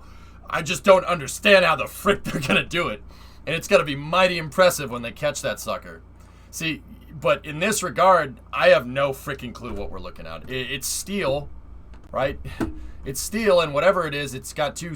Those are slotted ball joints right there. So there's an axle that's supposed to go through here. So this whole thing is designed to pivot in some way, shape, or form. Yeah, that's about it. That's all I can tell you. I have no idea what all that stuff is up there. It's definitely beefy frigging steel. The plate down here at the bottom of this thing is, I mean, look, it's as wide as the ratchet straps. Truckers, how wide are those ratchet straps? 4 inches? So what's 4 inches? 5 centimeters? No, yeah, maybe 700 mil? 10 centimeters, you think? Yeah, well, see, they look like bolts on the top, but then you look over here and they're gussets. I have no freaking clue, dude. 10 centimeters? Yeah, look at that. Look at that armor. That's tank armor plating.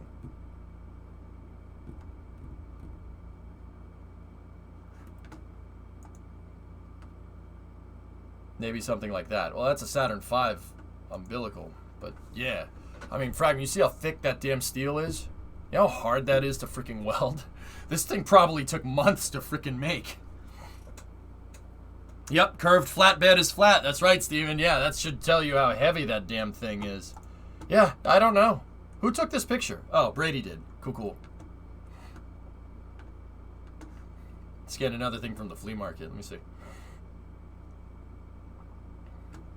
Space exploration, 1965. Oh, don't do this to me. I don't want to see this. It's so freaking cool.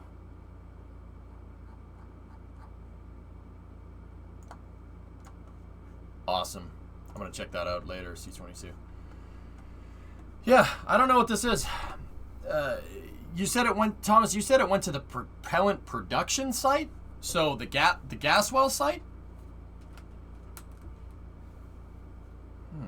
Huh.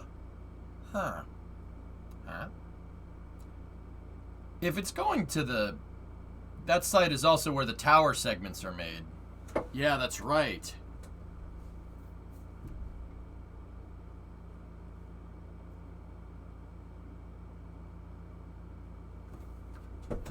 Character, those things right there, here, take a look. I think if you're looking at this thing from the back, you have one plate that goes like this, right?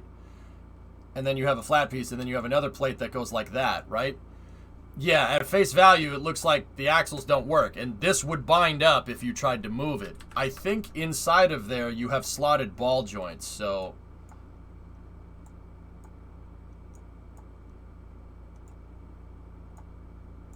like that.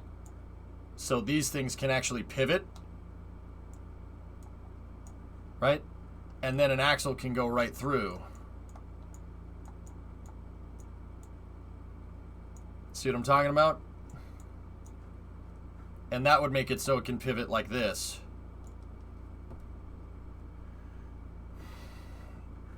Like some sort of crane segment to help assemble a tank or move it. Yeah, maybe. I don't know. All I can tell you is that has slotted ball joints in them, and that's it. I don't know what the hell I'm looking at, man. I really don't.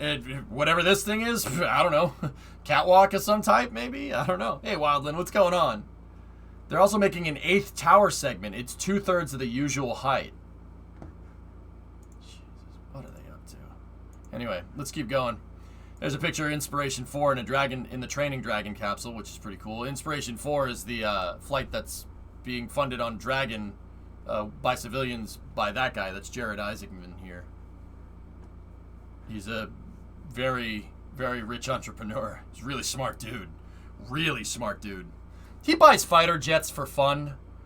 Yeah, he buys fighter jets for fun because he can. And you think that's an exaggeration. It's not. Yeah. Yeah. This guy's a civilian. Banana bread is ready for eating. Nice. Yeah. I mean,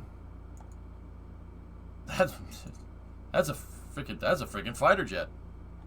It's not a fighter jet. It's a trainer, if you really want to be technical. But what's going on with the mission? They're training for it right now. Here, we'll go to media here. You'll see it. Yeah, see, look. 2 ex-Luftwaffe Alpha jets have joined the collection and now sporting the Inspiration 4 colors. Had a nice 2-hour-long flight today and looking forward to taking the rest of the crew up later this summer, of which I'm sure John Krause will be able to get some amazing shots.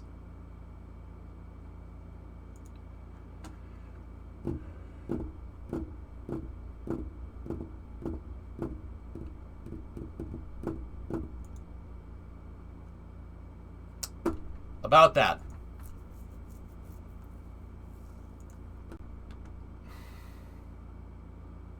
Who is going on the flight with him? Who's going on the flight with him? I forget their names. That's Dr.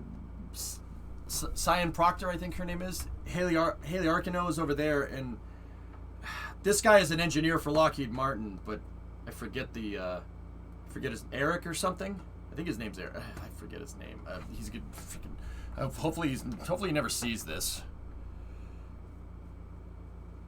Hopefully he never sees this. Go and throttle up. I forgot his freaking name because I'm an idiot. So Jarek Isaacman, Haley Arkino, Chris Sombrowski. There you go. That's his name. Yeah, that guy's cool. He's an engineer for Lockheed Martin. And then Cyan Proctor. Yeah, there you go. Time to clip this and send it to him. Yeah, he'll be like, sure. Sorry, man. Hopefully, clip this part too. Paralight, 36-month resub. I'm sure you have answered this already a ton, but what do you think about the new Ford Maverick? Yeah, I don't. Grab Shark, you want a DM? Okay, that's cool.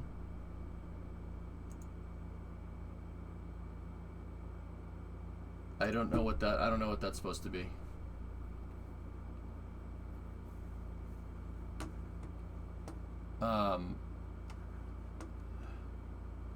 I said it in chat with explanation, possible catch mechanism. What are we catching? How? I don't understand. What? Did you see the Starship render from Mexarch? No, that's cool though. In chat, you doofus! Put it over there. I did! Yeah, well, do it again! Do it again, man! Alright, let's see. If you look at how both the 3A and 2B are angled away from the pivot angle point, they seem to be the same angle from each other as the grid fin cutouts on BN2.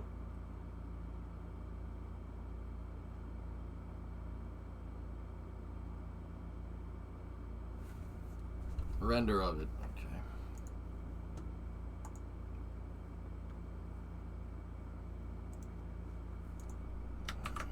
Let's see this.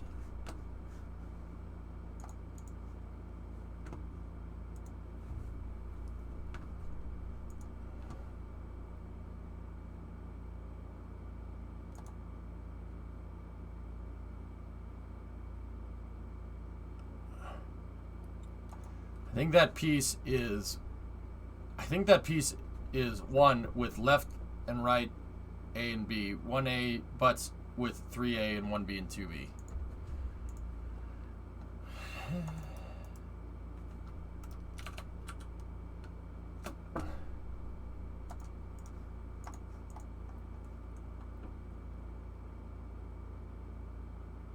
Would you play Elden Racing? I don't know what that is. I watch. I'm having trouble keeping up here as it is. I have no idea what you're talking about, man. I'm sorry. I don't mean to be mean. I'm trying.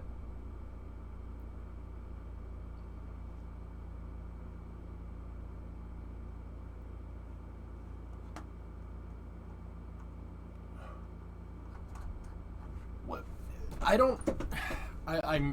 I'm trying to visualize what everybody's saying, and it's just words. Yeah. I mean, I don't...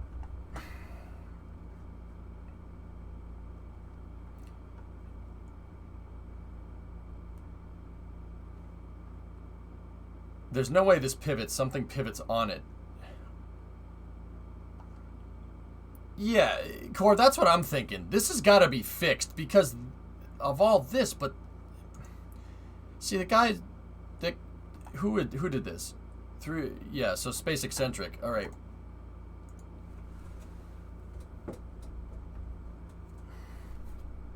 I just don't Anchor boats ensure a strong connection in concrete.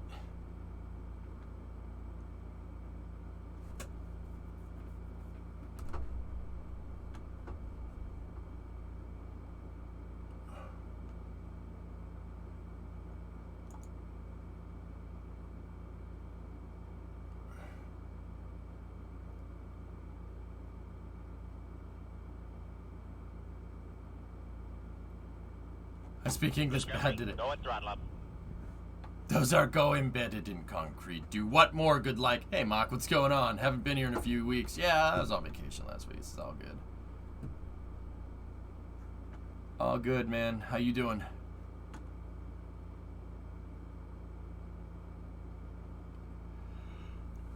Sometimes do what more good like, blue person. This is for connecting a clamp of some sort.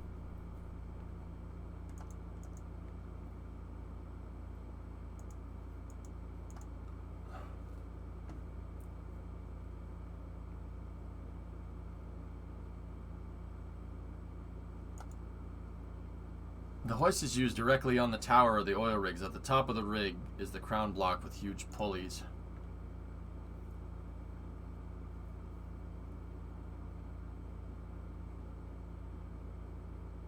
Well, Gekika, this is the... See, I don't know if... Cybertruck over there. Do we know if that's how they're going to mount this thing? Is this Space Eccentric taking some points, like taking some ideas here? Or do we know that it's going to be mounted like that? I'm doing good. Just started an internship. Right on. I think it's already mounted. That's how it's mounted right now.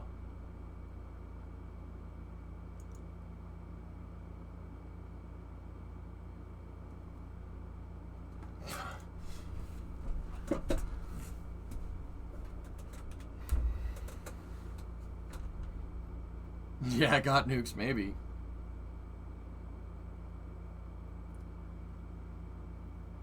It's fine, Blue. I'll be good. I don't feel like going and finding it, dude. I'll be honest with you. I don't feel like going and finding it, man. I gotta, yeah.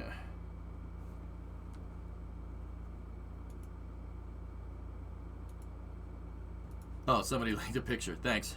Thomas made it easy for me. So that's mounted on the side of the tower. I don't know what they're doing, but they're rolling out max spec industrial equipment, so who cares? Yeah, I'm with you on that one.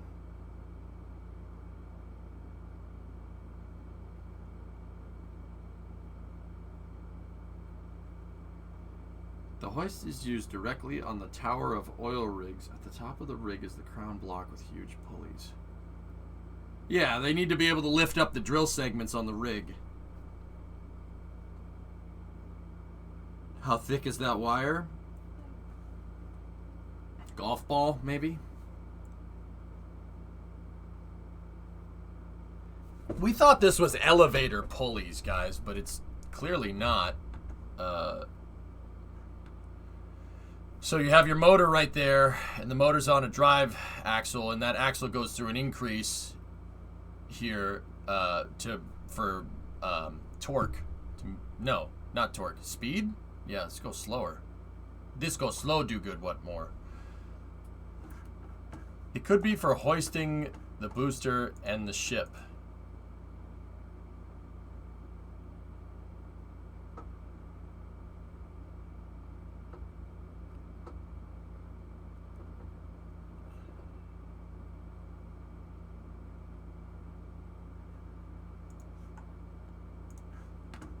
Are there 4 motors here?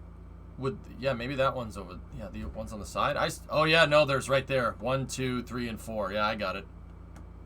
There's going to be a crane at the top of the tower to stack the rocket, is what I thought it was for. Wouldn't that crane need to pivot, fellas? So, what benefit is fixing the pulley on one side of the service structure? Wouldn't the wire tangle around the tower, or am I missing this? Oh, okay, real. I got you. See last.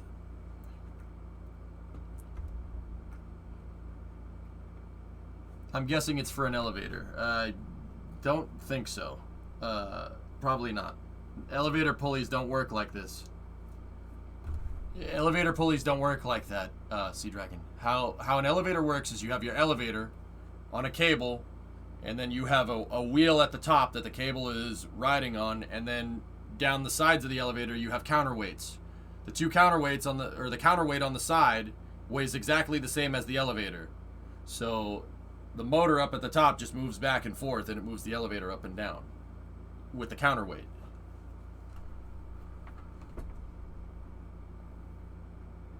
Oh, not that last.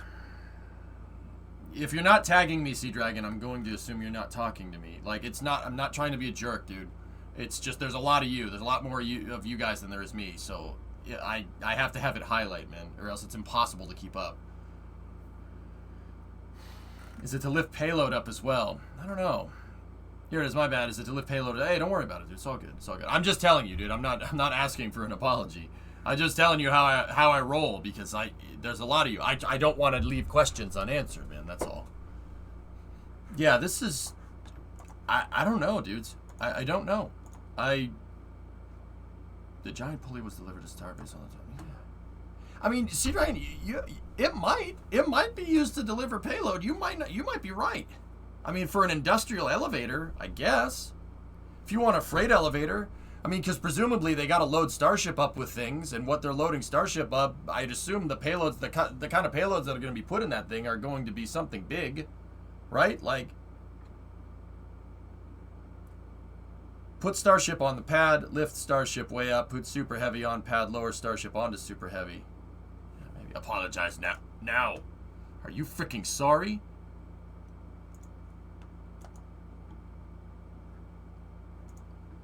Was this placed here? How the drum and draw is so close to the tower. We are Legion. Was that put up there?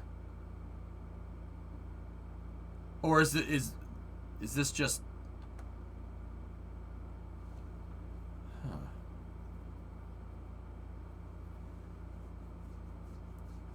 That's not there, okay. Because if they're gonna... Oh, excuse me. If they're going to put a pulley up here, then you might be right. It could be an elevator. It's possible. I mean...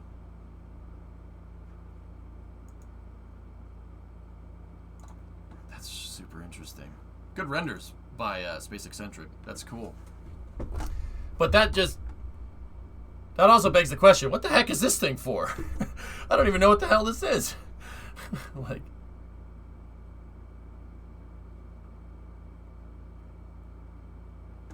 I don't know. I have no freaking idea. We'll go watch more Starship footage here when I get through the rest of this. We got through Inspiration 4 stuff. The ESA selects radar probe to join the Armada of Venus missions. A week after NASA selected 2 robotic missions to launch to Venus in the 2020s, the European Space Agency has announced its own orbiter will launch to Venus as soon as 2031. With 2 radars and 3 spectrometer instruments to comprehensively study the planet from its core to the atmosphere. Cool. Wow. I mean, it'd be rude not to go. That's neat.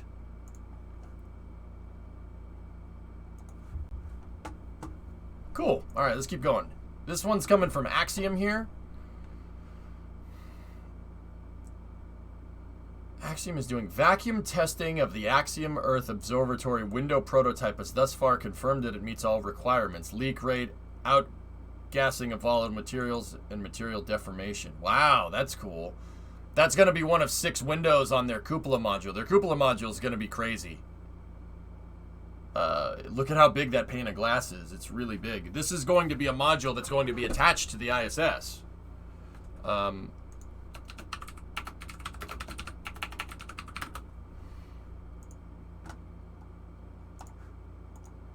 One of the windows is going to be on this thing right here. See, that's one of those windows. Gonna be a pretty crazy view if I do say so myself.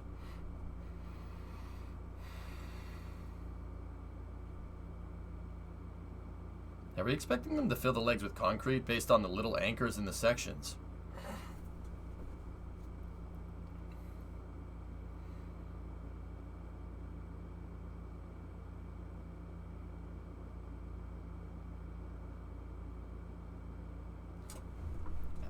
Admiral, you think they would?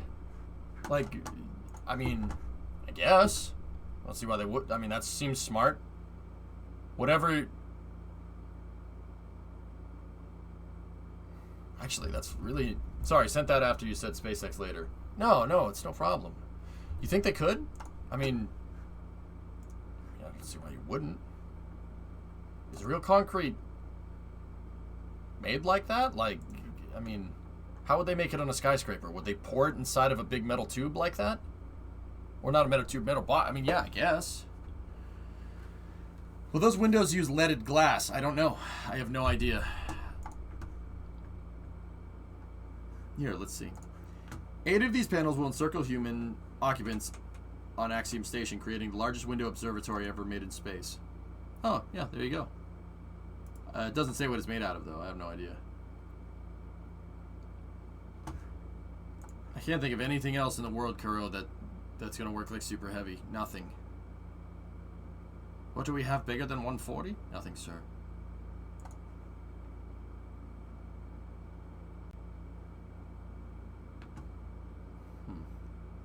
I just read somewhere that those little bolt-shaped things are meant to help grip concrete, so that was my expectation.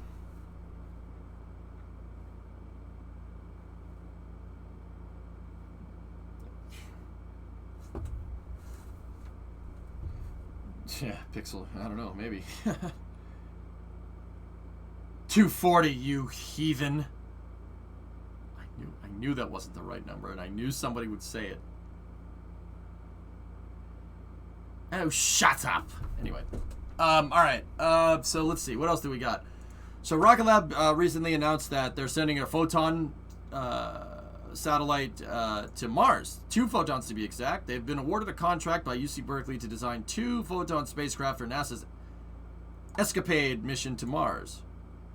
Cool.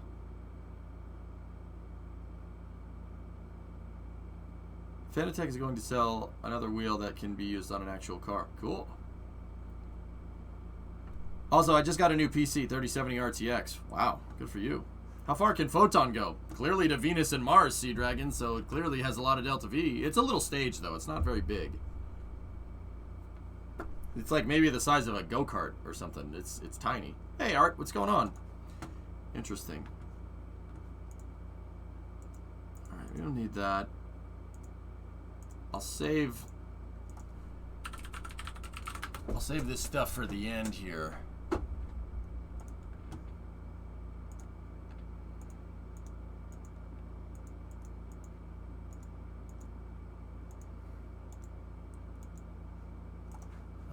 I'm looking around for other videos. It would be kind of funny if Rocket Lab beat SpaceX to Mars. Right? What do we got from NASA spaceflight? I want to see the video with that hoist in there. Yeah, okay, cool. All right, so we're going to switch over to some SLS news real quick. So check this out. NASA posted this afternoon. That's the vehicle stage adapter, launch vehicle stage adapter, or LVSA for short.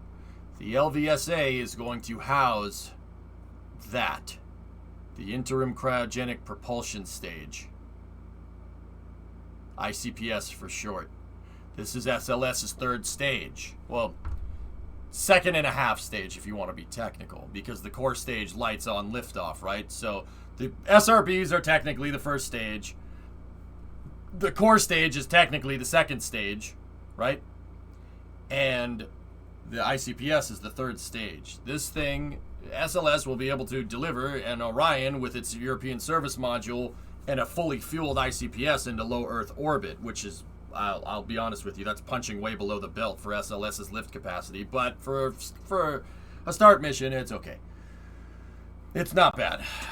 Rocket Lab also hopes that Neutron is ready in time so they can bid it for that mission. Wow. Core is technically 1.5. Yeah, so this is 2.5, I guess. There it is. If you want to get a good visualization of what this rocket looks like here, let me show you. So here you go. Here's an image of Block 1. So the SRBs and the core stage are sitting on the mobile launcher now. We covered that pretty extensively on Saturday. That thing is stacked. It's ready to go. You know what? I am not going to pass up an opportunity to look at this.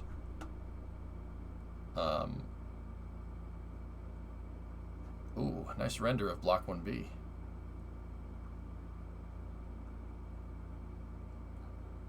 You know what?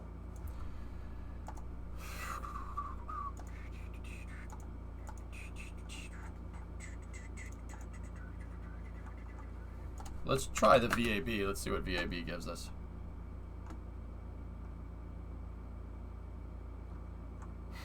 There's a picture of the core stage in there. How long will it take to build another SLS rocket? Core stage 2 should be done by the end of the year, Raven Guard. Change it to 2021.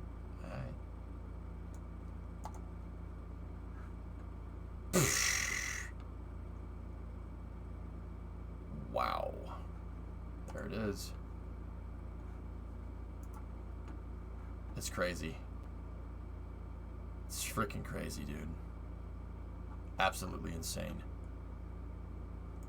There's the SRBs stacked right there. God damn, that picture's cool. It's so much eye candy, dude. You just want to look at everything. Your eyes are like, yummy.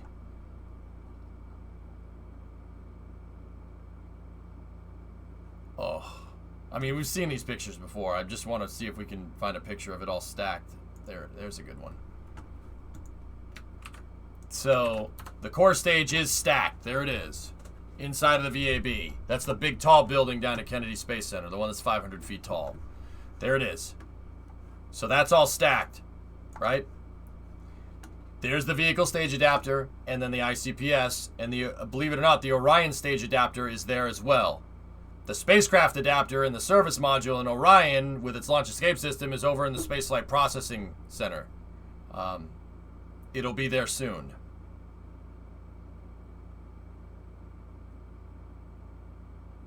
Yeah, Phil. I hate how NASA went back to like strict media rules again. It's really annoying. Is the checkerboard on the core stage an indicator of the center of mass or something else?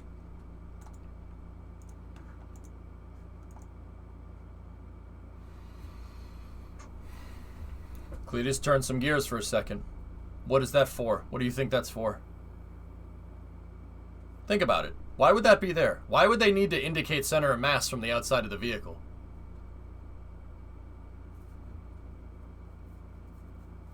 It's for tracking. They use these blips in post-process, all these checkerboards, because it gives them marks. It gives them locator beacons. They're using these to track the vehicle, to see how the vehicle is bending and flexing and moving at liftoff. And they painted it with the checkerboards for the roll program, but it's pretty easy to see if this thing's rolling because it has 2 huge side boosters on the side. So, QR code, nice. It's not a shuttle attachment point, wrong vehicle. So these are all here for instrumentation. Like each segment, if you look at each segment of the SRBs, well, not instrumentation, it's there for tracking. Each segment on the SRBs has a slightly different variation on the pattern. See that? And they want to make, these are for making sure, like understanding at launch what the SRBs are doing in terms of bending and movement and whatnot. That one is probably there to see what the downcomer is doing, if I had to guess. That's a huge guess, though. I'd have to ask one of my buddies that work on this. Saturn V have markers for the center of mass. No rocket has a marker for the center of mass, because the center of mass changes on a rocket when the fuel drains. No, that's not how that works. I'd have to ask one of my buddies exactly what these are all for. I know a bunch of people that work on this thing. But yeah, that's a side note. So gone are the racing stripes. Maybe on this, well, at least on this one, Jim. Last RL-10B2 to fly on that mission as well. They will first install the STA for the OSA modal testing. It gives more time to the smallest teams to get their sats ready for integration. Yeah. There's a small sat launcher. That's a nice picture. There's a small sat launcher inside of the vehicle stage adapter, right? Or is it inside of the forward skirt? It's somewhere in here. Or, they will first install the STA for the Orion spacecraft. Oh yeah, no, they're in there. They're on the core stage. That's right. Yeah, I'm sorry, I blanked for a second. So you're looking at those two pieces right here, the LVSA and the ICPS in this picture. There it is. The ICPS is actually held up by the hydrogen tank, which is interesting. It's held up by the hydrogen tank, and the liquid oxygen tank is hanging from it. It's a Delta IV upper stage. See the LOX tank right there? It's a Delta IV upper stage, which is pretty cool. It's pretty neat. Yeah, it's been there since 2017. Yeah, right. Interesting article from a few years ago. Function of reform. NASA Space Launch System gets a new paint job. Yep. Oh, nice. Cool article. I'll have to read about that a little bit later, Mutter. But yeah, this is what the final product is going to look like, and we're pretty much halfway there. This thing should be pretty... There, guys, I'm telling you, SLS is going a lot faster now after the green run. I said right after the green run, it's going to go a lot quicker, and it is going a lot quicker. This is going very fast. They are targeting a launch, and I know this is going to sound ridiculous. I just said they're going a lot quicker, right? They're targeting November 4th, or at least somewhere around November. Right? They're gonna try for it. And I know that's like, what do you mean? It's 6 months away. They're stacking the rocket right now. Well, they got to test everything.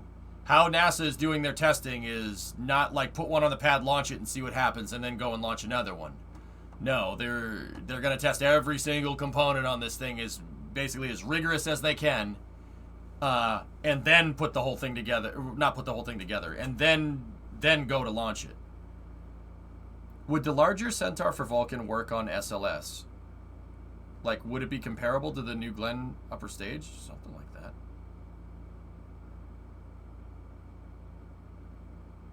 Will they have the first dry wet run to the launch pad on the mobile launcher? Yes. They're building it on the ML right now, Game Coder. That's where this core stage and those SRBs are going to stay. They're going to stay on that mobile launcher until they launch them.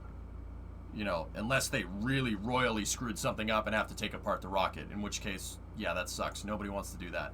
That's where those things are staying for the next 6 months, and then bon voyage, hopefully. When do the SRBs When do the SRBs tag for when they can actually fly run out?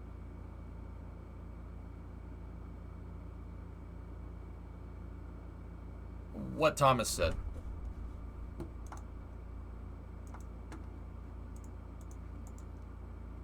All right. So, SLS is, they're going to stack the LVSA and they're going to stack the ICPS. That should be happening by the end of this week, to be honest with you. That's what I've heard. And these things being inside of the VAB definitely show that that's what's going on. All right, so next bit of news here. The Atlas V core stage and the dual-engine Centaur for the OFT-2, the Orbital Flight Test 2 mission for Starliner, which is scheduled to launch in about a month and change. A month and a week, give or take. Arrived at the Cape. Or no, that core stage is not for that. Excuse me. That's for a different mission. Excuse me. The core stage for the Orion, or not Orion, the core stage for the Starliner mission is already on the pad. This is for a different one. Let me read. Oh no, that one is for Starliner. These pictures must be old then. Hang on.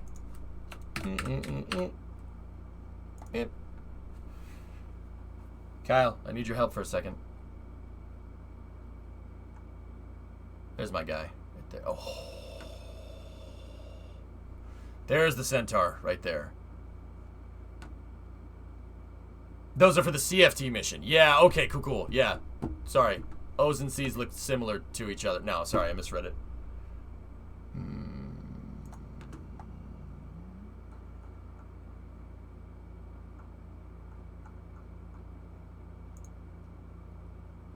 Barry Wilmore and Eric Bowe right there. Two guys are going to fly on that booster. Oh, well, thank you, God. We had a deal, okay. That's a nice picture, but that's not what I copied and pasted. Thanks, man. Thanks for letting me show this stuff, dude. I appreciate it. Oh, baby. There's the Centaur sitting in its cradle. More on the markers for chat. Thanks, Butter.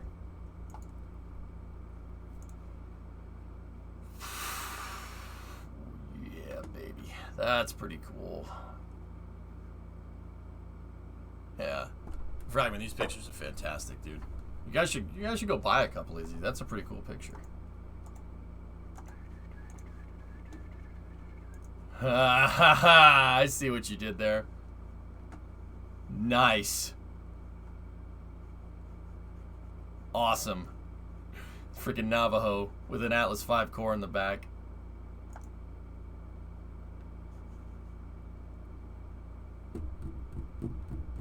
That's awesome, dude. That's so good. These are great pictures, man. This is the rollout for the CFT, huh? Wait, okay, hold on. EJ's idiot question, because I got this all backwards. Let me back it up over here. Atlas V first stage is emerging from the ULA rocket ship in preparation to write a new chapter in human spaceflight history by launching the first crewed Starliner spacecraft to the space station. So, is that for the CFT? And the Centaur is for the OFT? Or is the OFT Centaur already there? I got a full-time lapse, just finished uploading now too. Won't be finished processing for a bit, but here's a rough draft if you want to watch it. If I want to watch it. Good joke. Both are for the CFT. Centaur's also for CFT. Thank you, gentlemen and ladies. Do you know what 1.4D explosive means? No. I have no idea. Yeah, I don't know what that means. Look at all these little baby ships. Little baby ships, and then there's a big ship. There's a baby. Ferd.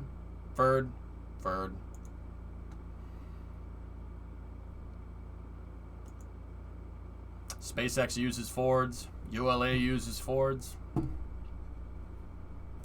It's just... I don't need to say anything else.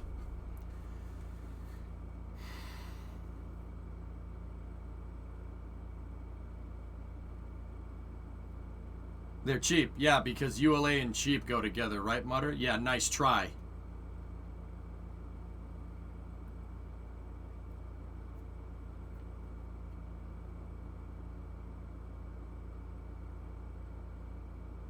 Sorry, that Fortress Desert. Yeah, that's why they have Ford Aerostars pulling the core stages around. Not these ones, drummer, but sometimes they do. Meow. Meow.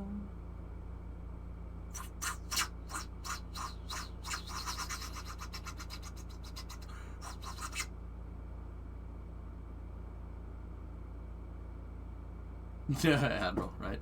There's a Chevy van right there. I don't see anything, Forlorn. I don't see that. I don't know what you're talking about.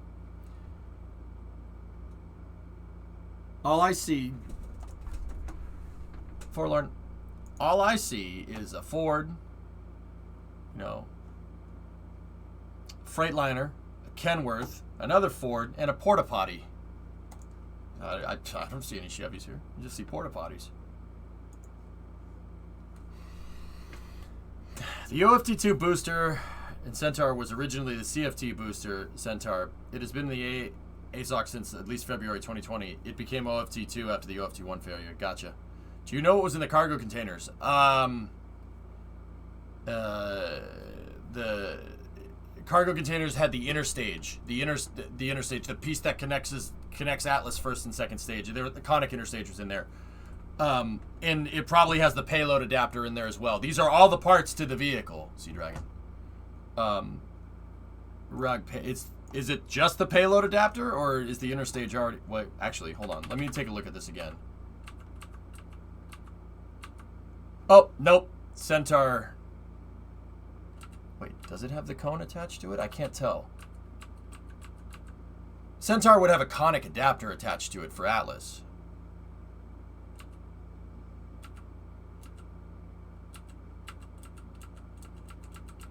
Oh, look, mobile porta potty. Nice.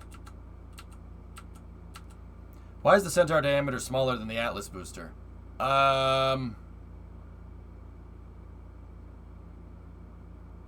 Because it builds off the knowledge of previous Centaur booster sizes, Builder, and that has to do with how much hydrogen you carry because of the expander cycle in the RL-10s. Think about it like this. That Freightliner truck right there has a bigger gas tank than that Ford Super Duty over there, right? They both have diesel engines, right? But this one has a bigger gas tank, right? Why? Well, because it's a bigger truck than that, right? So the Atlas V has a bigger fuel tank than the Centaur. I mean, don't get me wrong, they're using different propellants. Atlas V first stage uses kerosene, and the Centaur uses hydrolox, but the name of the game with rocketry is go with what you know. The Centaur 5, which is the Centaur 3, that's a Centaur 3, builds off of the knowledge gained from the Centaur 2, and kind of by proxy the Centaur G, I guess. And then that builds off of the knowledge from Centaur 1, which is Atlas Centaur. They just old tricks are the best tricks, man. You know, Rocket Guy was telling me that one of the easiest ways to give a rocket more performance, provided you can do it, is just to extend it. Sometimes that works, sometimes that doesn't. It really depends on what you're doing. But yeah, you're really limited by how much the engine can sip fuel because of the expander cycle, like, if that makes any sense, dude. The truck gas tank was kind of a weak analogy. Sorry about that one. That was a bad one for me. But it's Monday, getting back into the swing of things.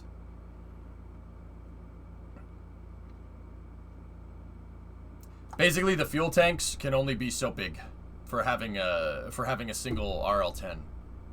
Yeah, the RL-10 can only move fuel so much. It can only have so much delta V.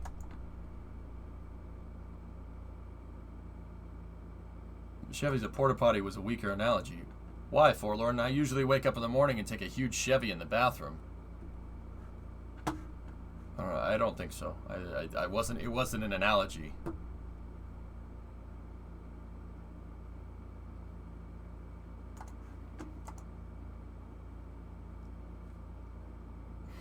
Love you, bud.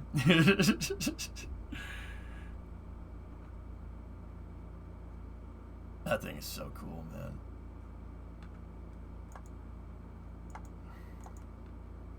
Freaking Navajo missile right there. You are full of Chevy. Now you get it.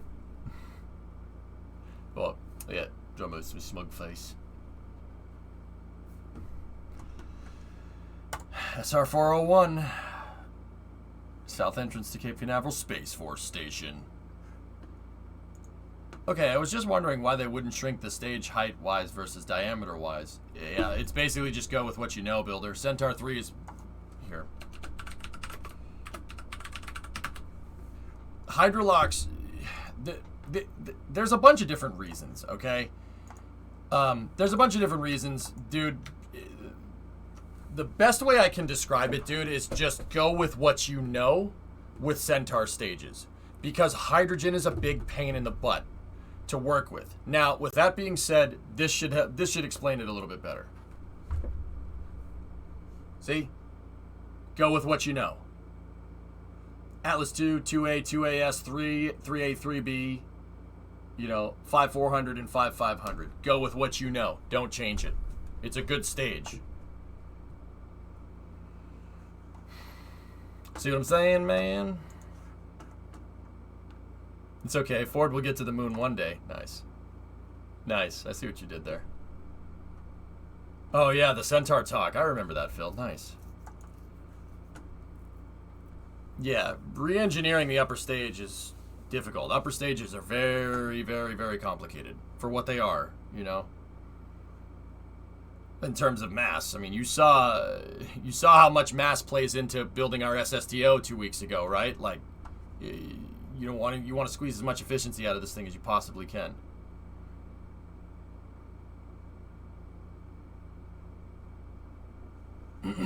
Yeah, pretty cool though, huh? With that being said, Builder, yeah, and that's where Prey is going with this here. With that being said, Vulcan, there it is flying with the Centaur 3 in that render, but Vulcan won't have that. Vulcan will have a 5-meter Centaur stage with dual engines. You know, the Centaur 3 had twin engines on it in case you needed the TWR, right? This thing has dual engines all the time, so they built for the dual engines. You can't, there's no single engine variant of this stage. The Centaur 3 can have 1 or 2 engines if you need the TWR, like on OFT and CFT. This thing, dedicated 2 engines all the time, means you could build a bigger upper stage. Pretty cool, huh? That stage right there would be, somebody already asked it, or somebody already said it, but that stage right there would be excellent on top of an SLS as an interim thing. I'm serious. Put this and this fairing on top of SLS. That would be very nice. Very nice. I like you. Any reason you aren't using the extended SSTO, or are you going to? I ran out of time to engineer the equipment for it, and the small one already works. But the big one could work too. Why the early Atlas that was not symmetrical with the bump outs?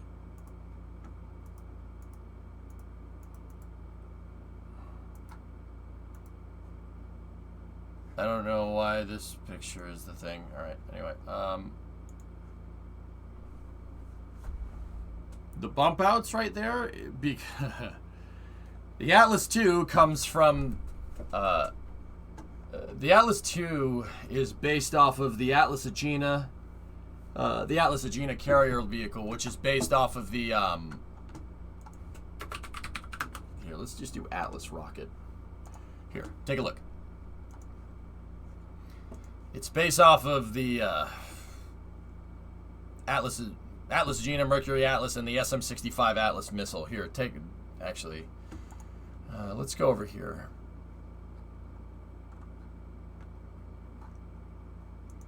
So there's the nuke. That's an ICBM. The SM-65 ICBM right there. I think, yeah. Here, let me go and take a look. Yeah, there's the SM-65. SM-65 has 3 engines in it because instead of having first stage, second stage, these things had what's called, and the Atlas there's variants of Atlas rockets that did this as well. They had a sustainer engine, okay? So,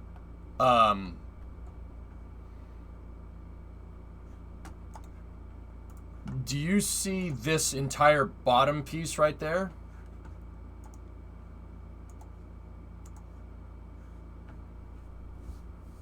See that entire piece right here with the added boosters on the side? They put 3 rocket engines down there, right?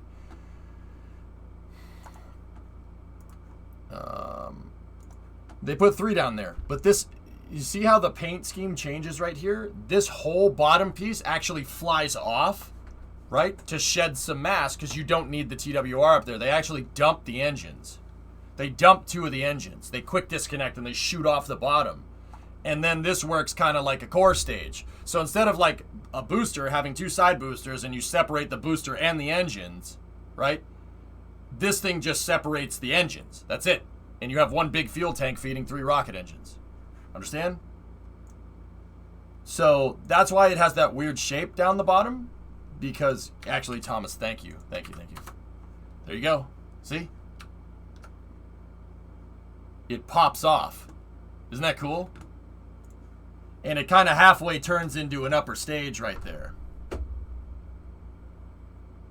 Give me a second, just going to show a pic of the part that I'm talking about.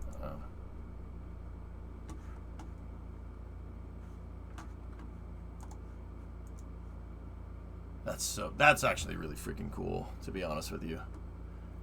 That's really neat. Really neat design. ULA wants to use this technology with Vulcan, similar technology to dump the engines so they can go get the engines back.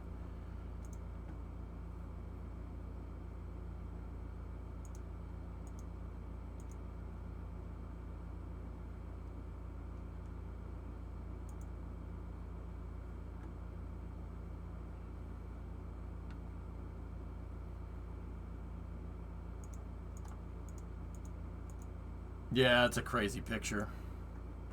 Can you link this picture? Thomas just did.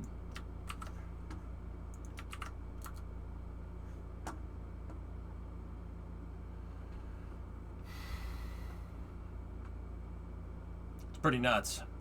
Pretty nuts design. Also, you know what? This is going in my Atlas folder. I'll just put it in the Atlas Research Pictures folder. I'll just put it in there.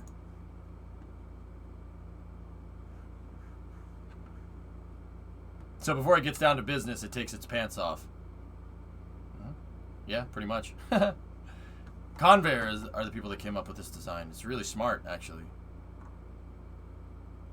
And then, later designs, they didn't bother. Later designs, they just kept it as a dedicated first stage. And then, in the 90s, with the rollout of Atlas 3, they put an RD-180 at the bottom. The RD-180 with stainless steel tanks. And then the Atlas 5, they basically made the first stage bigger to better suit the RD-180. What are those things that are coming out the side of it?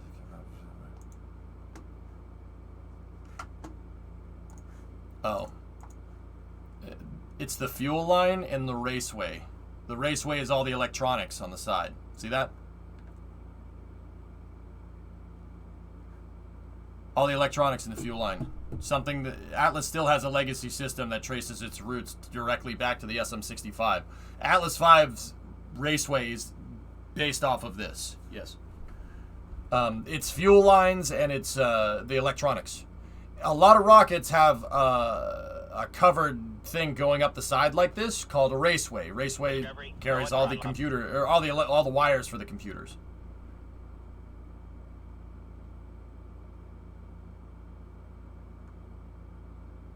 That's right, T-Man. Are early Atlas engine nozzles all the same, or is one... Well, that one has a nozzle extension on it. Yeah, a slight nozzle extension. They put a slight nozzle extension on it and regenerative cooling to get better upper stage performance. It's actually a really smart idea. That's really smart. That's really cool. I mean... We sent John Glenn into space on one of these things. Because Mercury Redstone, the Redstone rocket was not powerful enough. No way. Not powerful enough. Atlas gave you the performance that you needed. Otherwise, it's the same engine? Yep. Pretty much. Joe Ho, 28-month resub. It's not necessarily balancing mass. It's just because these things don't have a lot of moment. It's just these are using it's stainless steel, so it's stainless steel balloons. So making an internal downcomer in there might not be the best idea. It's better to put it on the outside. It's easier to do because of the stainless steel construction. Also, this picture is fantastic. A lot of eye candy in here. Yep, and then they use that variant without the engine jettisoning, but they use that variant pretty much all the way up into the mid-90s.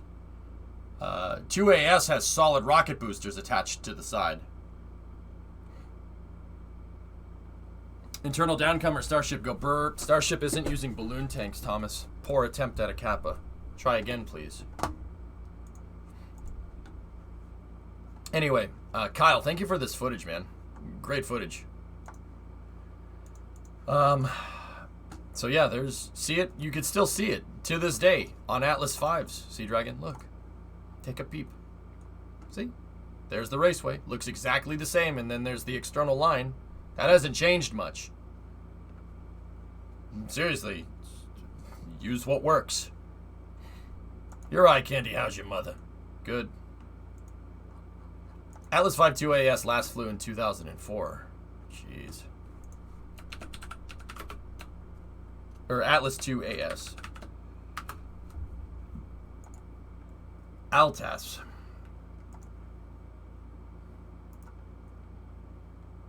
Yeah, 2004. Crazy. The Atlas line was continued by the Atlas 3. Yeah. It's a great design, Phil.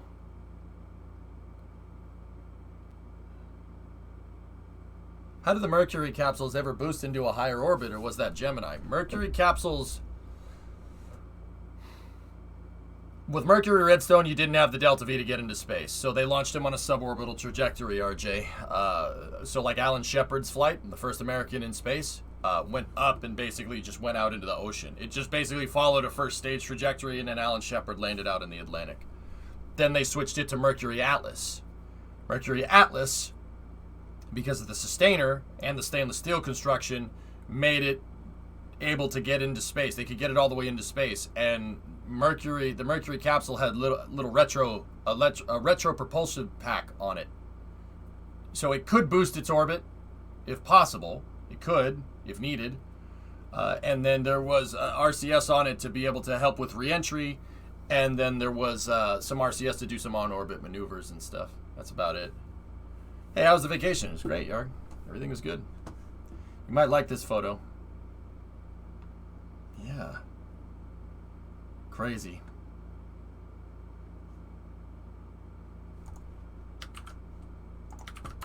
Yeah, look at that.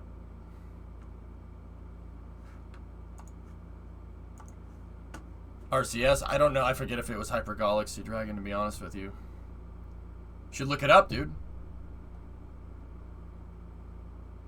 Respect to that rocket because it took me like 7 hours to recreate it in KSP. Oh. Neat.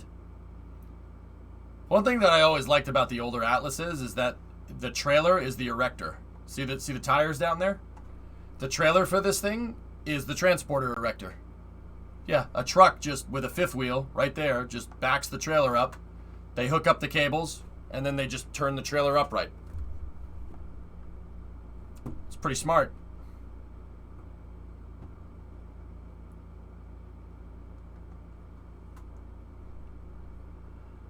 That's right, Rocket Pilot. Mm-hmm. It's Falcon 9 style, except it's a truck trailer. Yeah, wait till I tell you, T-Man, that this trailer can fit inside an airplane.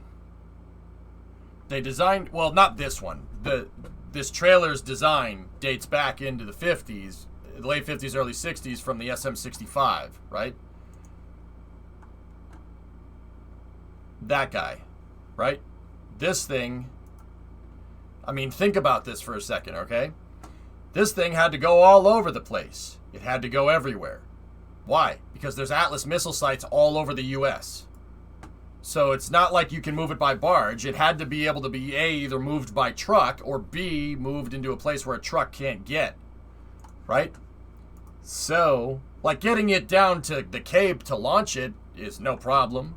But there are Atlas missile sites all over the northeast part of the United States. Atlas E and Atlas D, E, and F are everywhere. I mean, people buy them and make them houses and stuff, right?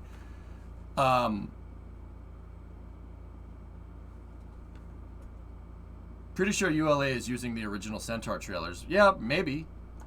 But for this thing, the trailer that it fits on can fit into the back. They engineered an airplane so that's specifically designed for it to fit into the back of it. Here, I'll show you.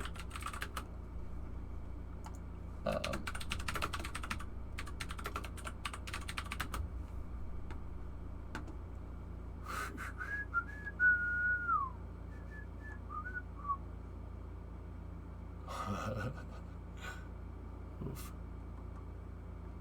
There's a video floating around here. Maybe it's this one. Nope, that's just an Atlas missile launch.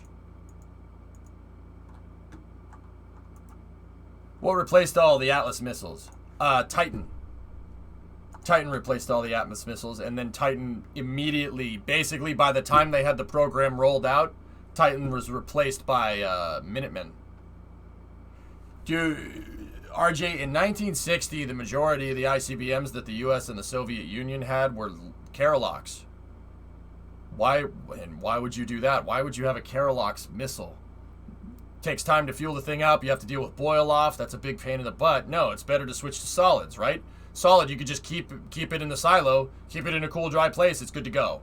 So the U.S. quickly switched from Karolox to hypergalls, like Titan. Hypergalls are a pain in the butt. So for frontline nukes, we switched to, what is it, Minuteman after that. The Minuteman missiles. So something like that Minotaur launch from last week, the L-111 launch, something like that. We had that by the mid-60s. And then Titan, Atlas ended up serving, Atlas ended up being better for moving payloads into space with Atlas Centaur. Atlas Centaur is amazing. It was an amazing rocket even for its time, and we had it in 1962. It's a good rocket even by today's standards. And then Titan saw heavy use by the Air Force as well. Air Force loved Titan. They loved that rocket. So Titan had a whole family of different variants. There was Titan 2, there was Titan 2A, there was Titan 2B, there was Titan 3A, there was Titan 3B, there was Titan 3C, there was Titan 34D, there was Titan 4 after the Air Force pulled out of the shuttle program. There's 1,000 different variants of it. There's Titan 3 Transstage, there's Titan 3 Centaur. Like, Titan was our Soyuz, basically. Actually, Titan was our Proton rocket. The Russians used Proton. Titan would have been its American equivalent, a heavy launch vehicle. And then Atlas is our Soyuz, basically. It's ironic because it uses Russian engines, but Titan 223E is your favorite. Yep. Even that specific Minotaur or L-111, yeah, it was made in 1966, that Minotaur 4 first stage. That's right, the banana. Yeah, we got very efficient at being able to off ourselves very quickly. Actually, kind of terrifying. Discovery, go at throttle. Thomas, do I want this? Hell Hydra's got it there. Thomas, do you have the video? It's the video of them loading it into the airplane. The C-133. Yeah, this is it. You got it. Check this out. Titan Centaur was an amazing rocket. Yeah, I don't want the music. After 6 years and 23 prior Falcon 9 launches, Vulcan, you finally get to see an RTLS. Nice. Thanks for the resub, man. Yeah, C-133. I'm telling you, if you look at a C-133, it looks weird, right?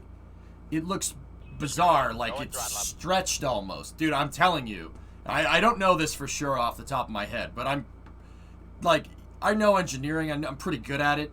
I'm pretty good at spotting different things. You can see how the wing looks like it's kind of placed on the top. I guarantee you they designed this plane to load an Atlas missile in the back. It was specifically designed for that. Like, just look at how the plane goes together. And then you'll see the missile go in and you'll be like, ah, yeah. Crash, 45-month resub. There's your Atlas missile, and there's that damn trailer. Trailer is the transporter erector. Check that out, huh?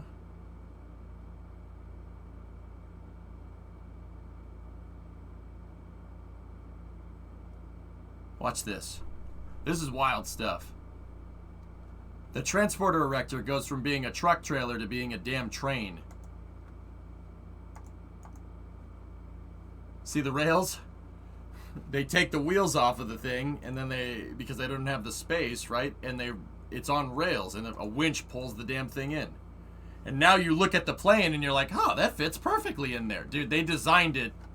They designed it to haul the Atlas missiles around to different missile bases. Look at it. It fits perfectly. Also, the brushed metal look on Air Force planes looks fantastic. I love that. It looks real nice. See that? How many C-133s were built? Don't know. Douglas C-133. Cargo Master. Like, if you look at the plane from this angle, you're like, Alright. Let's see. Let's see if it mentions the Atlas in here.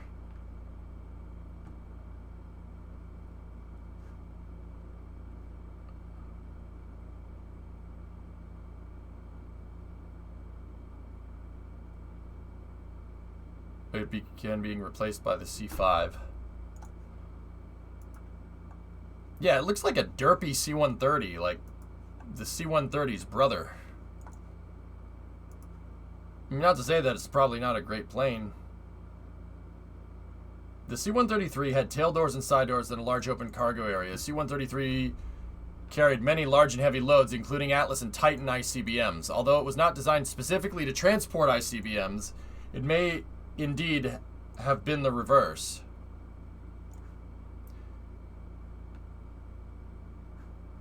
Yeah, okay.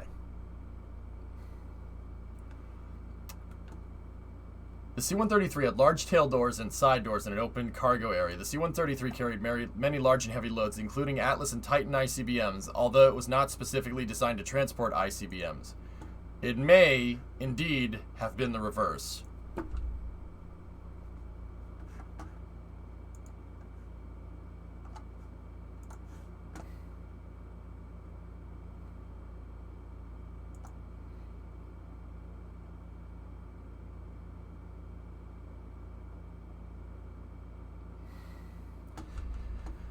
The C-133 design was frozen by 1955 in order to build the airplanes that first flew in 1956. The design of both the Atlas and the Titan were not firm until after 1955, when their contracts were signed.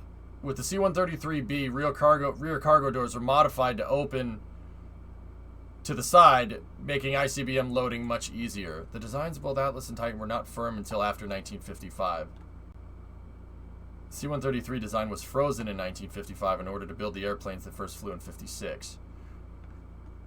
Air transporting the ballistic missiles such as Atlas, Titan, and Minuteman was much less expensive and safer than road transport. C-133 also transported Atlas, Saturn, and Titan rockets to the Cape. Saturn I parts. Yeah. After the Apollo capsule splashed down, they were airlifted in C-133s from Norfolk or Hickam or to Ellington or California. Missiles designed to fit in the plane.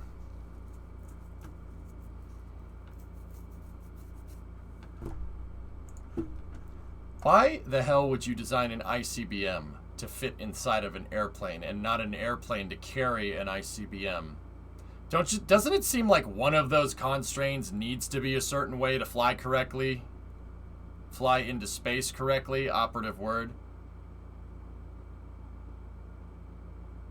I'm gonna go ahead. I would like to see the source from Wikipedia there. I'm pretty sure they were designed in parallel because the Air Force puts out broad agency announcements for fleet transport planes, you know, saying you have to be able to move this around, you have to be able to move this around, not vice versa. You know, Douglas didn't go to the Air Force and said, "Hey, we're building a cargo plane that can move your ICBMs around." Hey, that's not how defense contracting works. That's not. That's defense contracting doesn't work like that. Right? The MST was also scary. Let me see. Cool. They probably had great overhead slides justifying the C-133's use for missile hauling. Yeah, actually, Booster, yeah, you know, you could see that.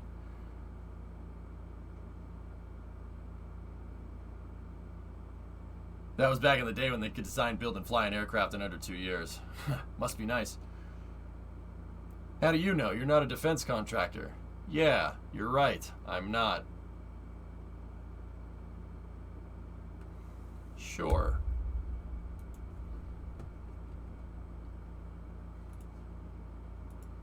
Yeah, Phil, it's a good rocket. Hey, Jay, how goes the day? Going fine. I don't know, man. It certainly seems like that trailer fits very nicely inside of that plane. I'm just putting it out there.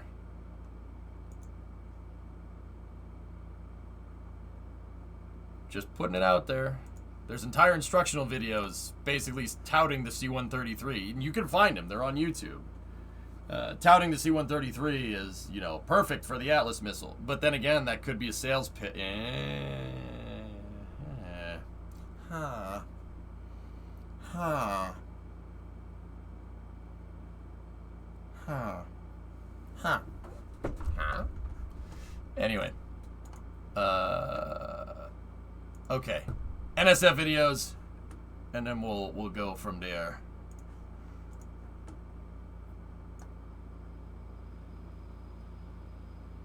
When did they design the Super Guppy and why? The Super Guppy was built... okay, so this is off the top of my head. The Super Guppy was built in the 50s, and it's based off of the Boeing 377 Stratocruiser, which is a B-29 airliner. The reason they built them is to be able to move cargo around, move airlift cargo. The same reason that cargo 747s exist. Aero Space Lines is a company that bought a bunch of Boeing 377s and they retrofitted them into the Pregnant Guppy and then the Super Guppy eventually.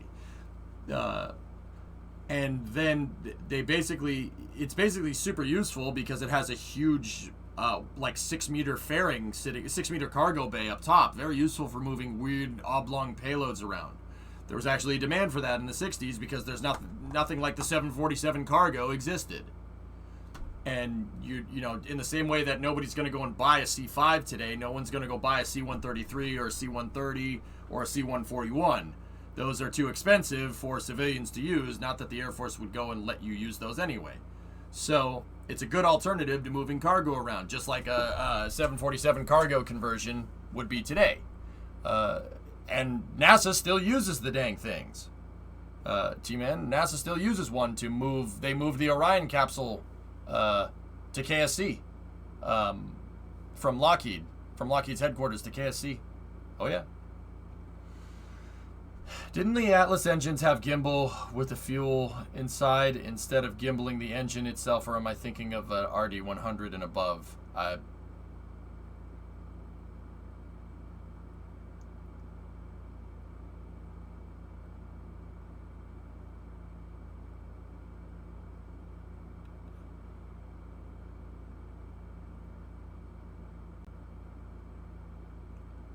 I don't understand what you're saying. Atlas engines have gimbal with the fuel inside instead of gimbaling the engine itself.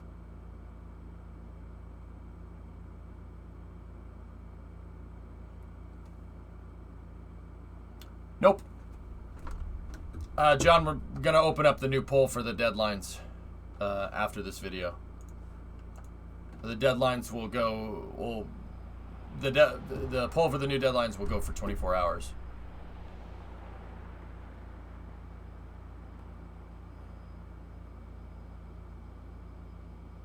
Yeah, Booster's right. Atlas has verniers on the side. There's two little small rocket engines on the side that can move back and forth.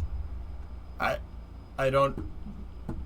But Booster, I don't know. Sea Dragon, you're not making up stuff, right?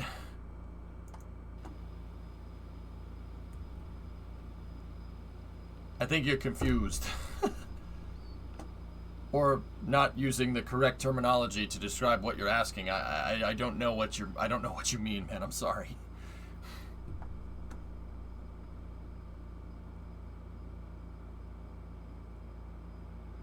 Okay, so this is the section we think is gonna hold the grid fins, right? And then there's this thing right here.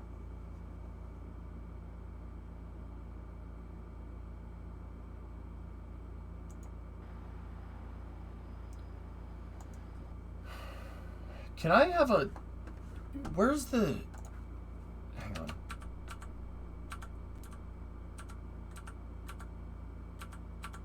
I gotta back up a little bit. I don't know why that's there. Get rid of that.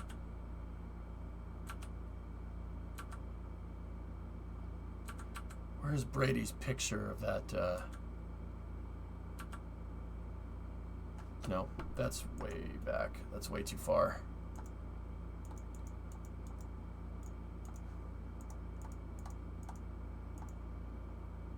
There's Brady's other picture there.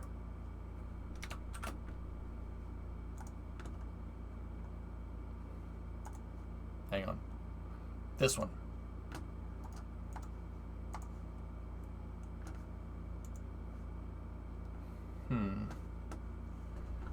I think he means thrust vector control by water injection. I have no idea. Thrust vector control by water injection?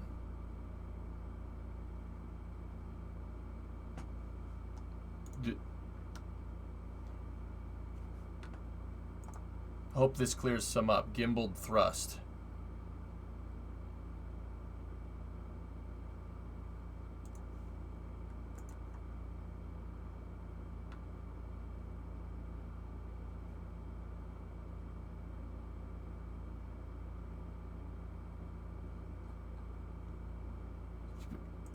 Discovery, go at throttle up. No, this doesn't clear anything up. You're talking about using the fuel as a gimbal. That's not a thing. That doesn't exist. There's nothing how? No, this doesn't help me at all, Sea Dragon. Respectfully, I don't think you understand what you're talking about. And I'm not trying to be mean. I'm not trying to be mean. You wouldn't use the fuel as gimbal. So if you're asking if the Atlas engine does this right here, no, it doesn't. No. The Atlas has two vernier engines on the side, which is what Booster said, which is right. Here, if you look at this footage of... No rocket uses fuel to gimbal. Just take whatever you thought that was and just put it over there in the disregarded thoughts area. Atlas uses a vernier engine on the side. Take a look. You'll see it. It's on the side of the rocket. That's the R7. Nice rocket. Sputnik. Let's get to the good stuff.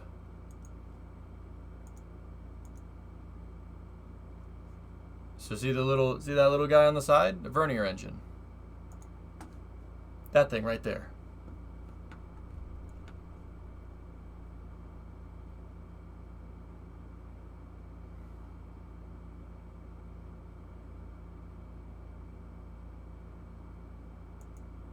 Here's all the footage of the Atlas rockets going wrong here. Yeah, Soyuz does it too. But see that right there? There's little tiny rockets that are pointed off the side, and those rockets do this. They pivot like this. That's how it steers. The engines are fixed. They don't pivot like on a Falcon 9. No. Wait, darn, I didn't read that wiki enough. Okay, give me a second to find a website for what I'm talking about. you can actually see that.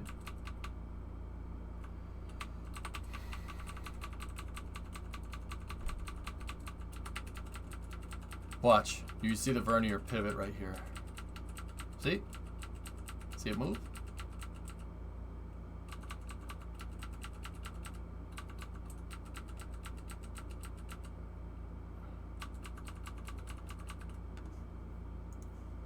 Vernier was just rolling final altitude, but I think he means the thrust vanes where the engine doesn't gimbal, but the engine exhaust is directed after combustion.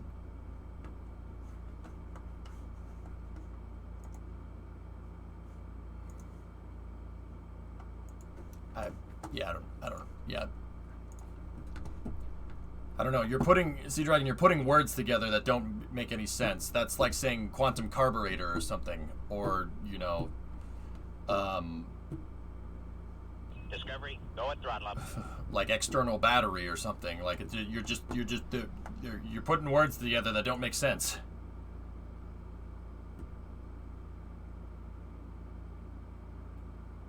Chemicals 12-month gift subscription courtesy of Ono has entered month 7. Cool. There are thrust vanes in the exhaust on Redstone rockets. The aggregate rocket, the Redstone rocket, and the Soviet R5 rocket have thrust vanes. So literally, like, control surfaces like you'd find on an airplane in the exhaust to turn the exhaust in different directions. I'm not sure if that's what you're talking about.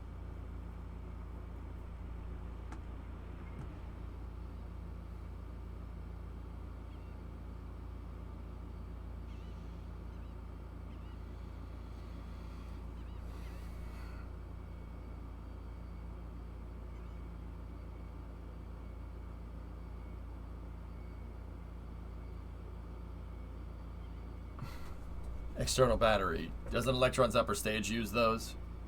It's a sustainer battery. I guess they might call it an external battery or something. Yeah, maybe. What was the reason they used verniers instead of having the main engine's gimbal? Complexity, Bagel. Easier to make a smaller rocket engine pivot than it is a bigger rocket engine. With the knowledge that they knew at the time.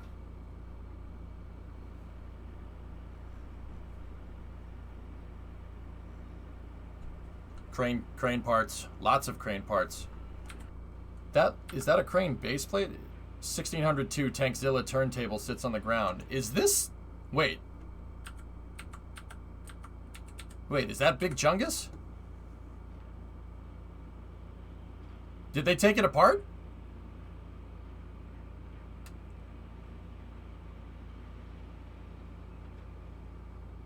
They took apart Big Chungus. Oh. Chungus was dismantled. Rip. It'll live another day.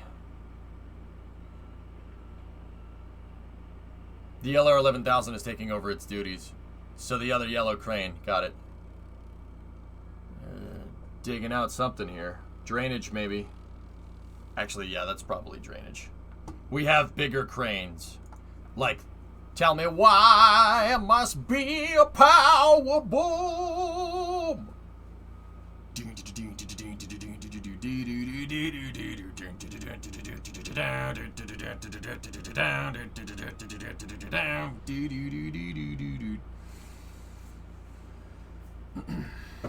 Too small now.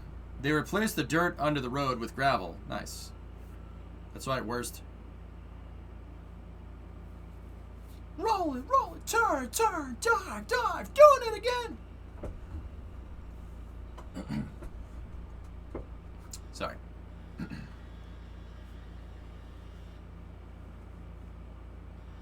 It's called Power Boom. That literally, that's the attachment. That double thing is called Power Boom, and I'm the only one that put. It's not, no. Tell me why I must need a power boom. Sometimes I worry about you. Good.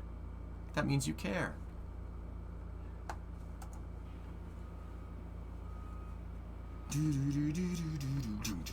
Oh, I wish I could listen to music on stream. It sucks so hard. Quantum singing. There you go.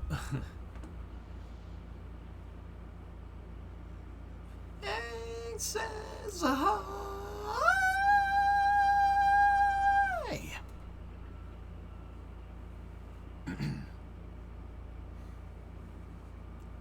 for now, because we can't listen to the music, you'll have to deal with my crappy singing.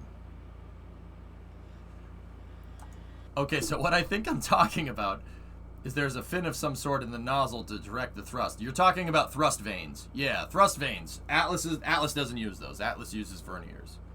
Thrust vanes are something that was used on the Aggregate 4 rockets of the V2, one of von Braun's designs. And then, after World War II, you said using fuel. That's not the right terminology. Fuel implies that it's before the rocket engine. You're talking about using the exhaust gases from the rocket to steer it, okay? That's called a thrust vane. It's a control surface in the exhaust. So, once again, that comes from the V2. Von Braun came up with that design. After World War II, the Soviets and the Americans both got their hands on V2 rockets. We got the engineers and some hardware. The Soviets got the factory, the original factory where they were made. So, after that, the U.S. and the Soviet Union both developed their own versions of the Aggregate missile. The Soviets had the R-5. The R-5 was basically an extended version of a V-2. It was a V-2 with bigger fuel tanks, okay? And then the Americans had a upgraded version of Aggregate that was also extended, but it could carry payloads on top, like a nuke. The R-5 could carry a nuke as well, but it's not like, payload attached to the top. It was one integrated thing like what a V-2 was. Those 3 rockets had thrust vanes. The Redstone missile has the thrust vanes because it can trace because the same guy engineered it, basically. And then after that, the upgraded versions, subsequent upgraded versions of Redstone, the Jupiter, Jupiter C, and Juno, have the thrust vanes in them. After that, they figured out that gimbal would be better. Needless to say, or not needless to say, there weren't rocket designs from the 60s, from the early 60s, that they weren't all engineered that way. The Thor missile with the H-1 engine had gimbals on it, like how you'd think about it, where the rocket engine turns, right? Thrust vanes basically went out of style in the early 60s.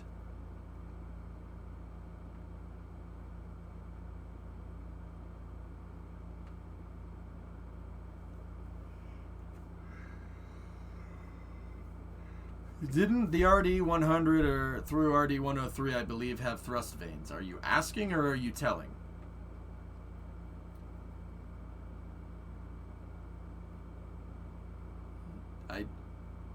You believe? I don't know. The RD-100? I don't know off the top of my head. Here.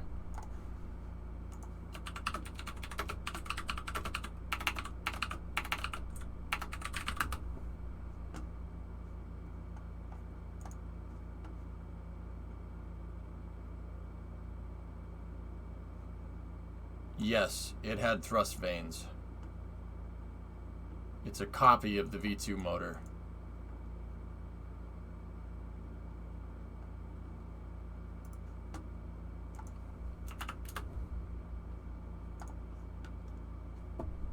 And the RD-103 is the R5 missiles engine. Like, dude.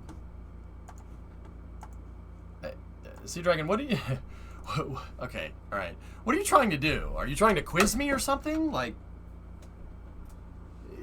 are you trying to quiz me on my spaceflight knowledge? Or do you have a question? Like, I'm confused. What are we doing here? Hey, what happened to Hubble's? It's computer that controls its scientific experiments on board, or the scientific instruments on board, is malfunctioning and shut off. The guidance computer is still good, though, so it can be repaired. Or they could try to fix it from here. Like, I don't understand what you're trying to understand, because, like, you're halfway telling me about this. Like, what are you trying to do? Like, I don't get it, dude. I'm gonna keep going with the video, okay? Hubble is really old. Well, Reveral launched in 1990. Yeah, of course it's old. Okay, so what I was confused about was the engine the Atlas had and if it had gimbal or not. Yeah, but I answered that like an hour ago. Dude, I answered that like an hour ago. No, it doesn't. It has verniers, not thrust vanes.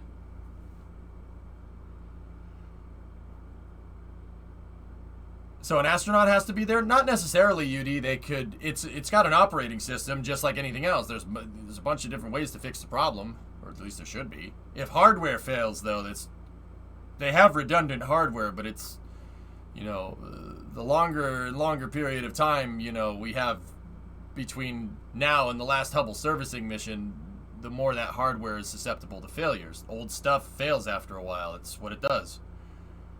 I think I missed that. My bad. Yeah, it's all good, dude. All good. Get the terminology right, man. That's really important to being an engineer.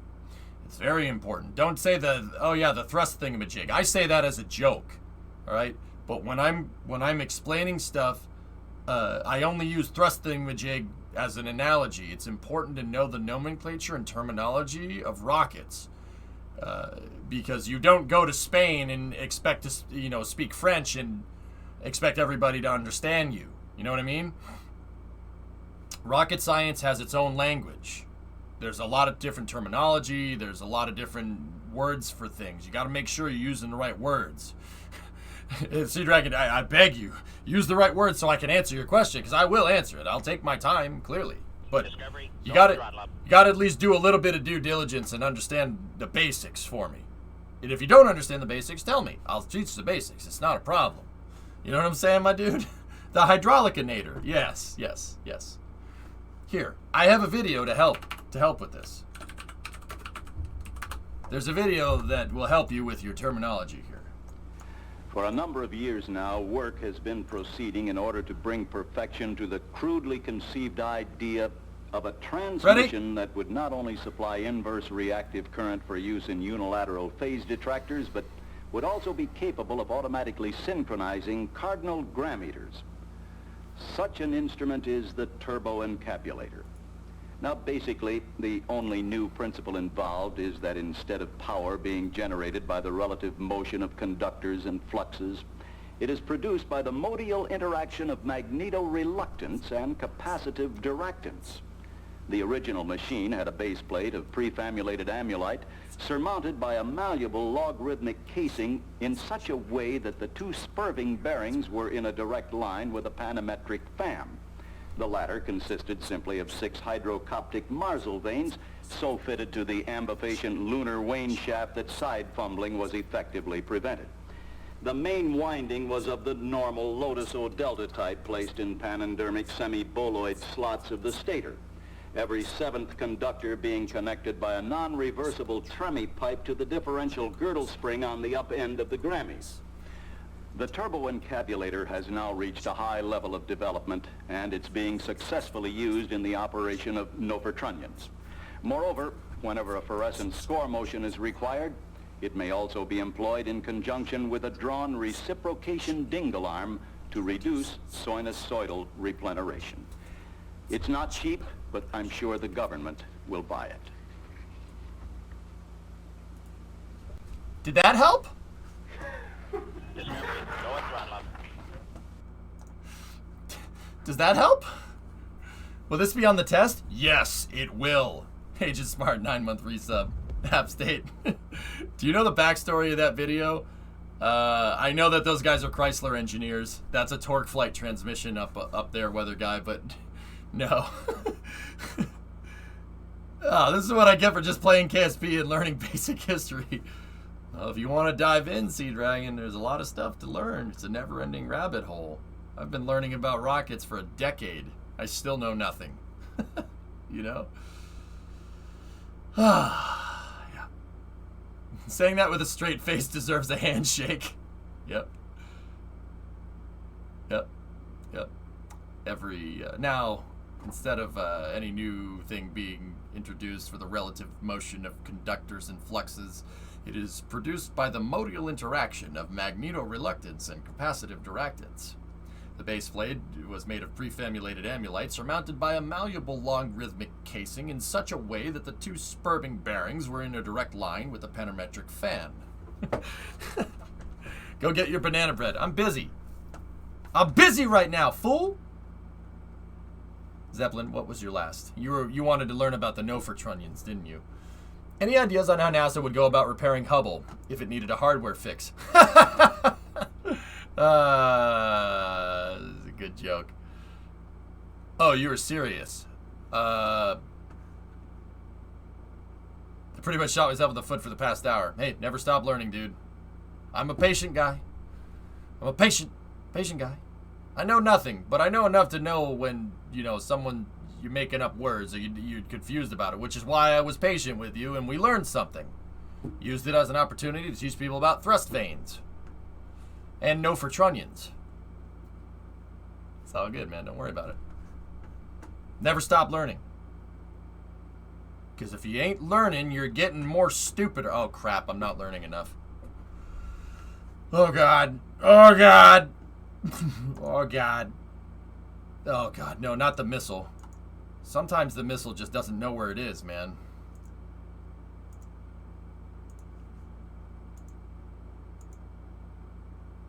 Okay. Peepo G. Learn things. EJ. 2021. Some say janitor. Others say debris displacement tool operator. Yep. Sandwich technician. A sandwich artist. That's what it is. Think we could retrofit either Dragon or Starliner with an extended service module and airlock. You don't necessarily need an extended service module, Blue. It's, Hubble isn't that far. It's not much further than the ISS. Starliner, an Atlas V could get Starliner to the thing. It's just, yeah, you're going to need an airlock. Yeah, I'm not sure how you're going to do that. Maybe Dragon could carry an airlock in its trunk or something? Maybe. I mean, like, the thing is, you don't necessarily need an airlock. It would just be easier, you know, have somebody inside the spacecraft controlling the spaceship, you know, and have somebody outside the spacecraft, like what's on the ISS, watching, you know, like, it would be easier that way, but you don't necessarily need to. Dream Chaser is the only one that has an airlock built into the design. And I don't even think the cargo version has that flying in it, but who knows? What do you think of SN16 being used for supersonic testing? Hypersonic testing, Nova, even better. Yeah, I want to see that. That would be pretty rad. Yep. Borrow an airlock from the ISS. Well, they're getting rid of one, and then the Russians need the other, and we only have the Quest airlock. It would rip the flaps off. What if they put more tiles on it, Thomas?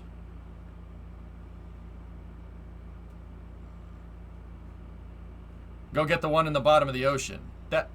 That's a docking adapter, not an airlock. I've saved money for years to move from upstate New York. I'm looking at server jobs in Brownsville. I want to see a starship get built. Am I crazy?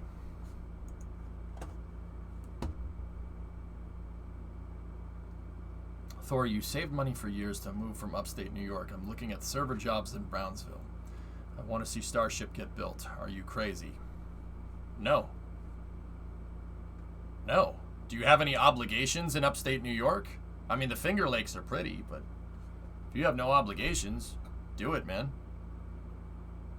I mean, obligations like family. Do you need to be... Being around family is super useful, especially if you love your family. If you don't love your family, then, I mean, first of all, I don't understand that one, but it's Italian. It's the Italian thing. So it's for the family. It's for the freaking family. You understand? What are you doing? What are you doing? No, but Thor, if you have no obligations, do it. Why not? What's the worst that could happen?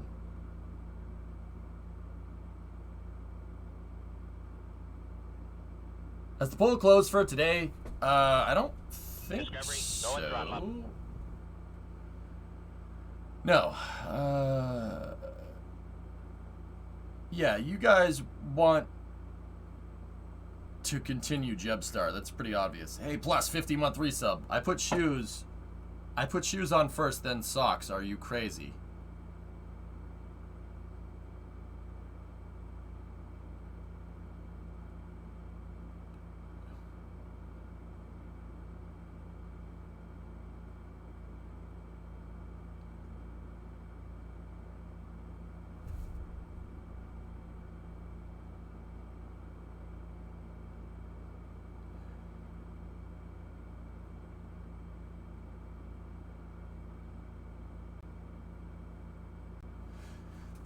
Next question. Dunpeel, I heard a question asked by a U.S. representative to the Forest Service if we can move Earth's orbit to combat climate change.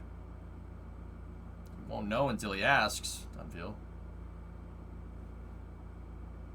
At least the guy cares about climate change? I mean, you're looking at the bad. I'm looking at the good.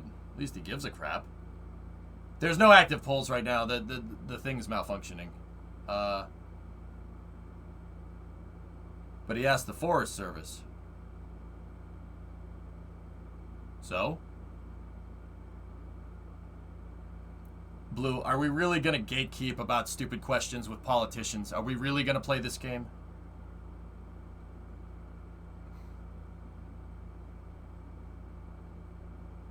I sit here watching all the time. Am I crazy? Yeah. Like, I mean, just let's take a step back from this conversation and just think about the macro picture. Politicians ask stupid questions. Are we really going to say that's stupid enough and that's not stupid enough?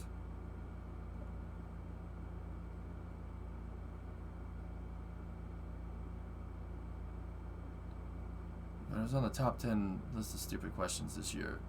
The other thing to understand, Blueland, and I'm not defending the guy by any means, is that they put this stuff on the record for a reason. Sometimes they ask stupid questions. It's like when reporters ask stupid questions that they good and well know the answer to. Think about it. Reporters ask dumb questions to get a response in the public court of public record, right? So remember all the stupid questions we used to hear guys ask Jim all the time? Remember those stupid frigging questions? Sometimes they ask these questions to elicit a response. Or they ask these questions that they know, even though they know the answer to, they want to get it on the record. Now, the reason why with that particular question, I don't know, that's the dumbest question I've ever heard. I mean, but, I don't know. He's a freaking politician. Guy ain't a scientist. Who knows?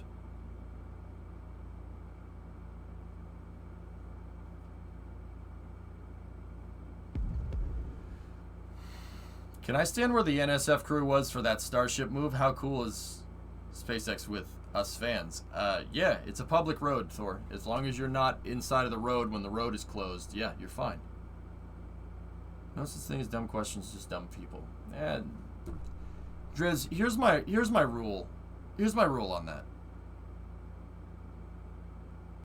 Here's my rule on that, dude. People don't. There's people that ask dumb questions to elicit a response. So people that ask questions just to get the answer. You know what I mean? They ask a dumb question and get a dumb answer because they want to get the guy on record asking or answering a dumb question. It happens. So there's people that ask dumb questions to elicit a response, and there's people that have dumb questions because they don't know the answer. All right? And in that regard, if you're asking from a genuine point of curiosity, there's no such thing as a dumb question. Now, politicians are a lot of things. Politicians aren't stupid.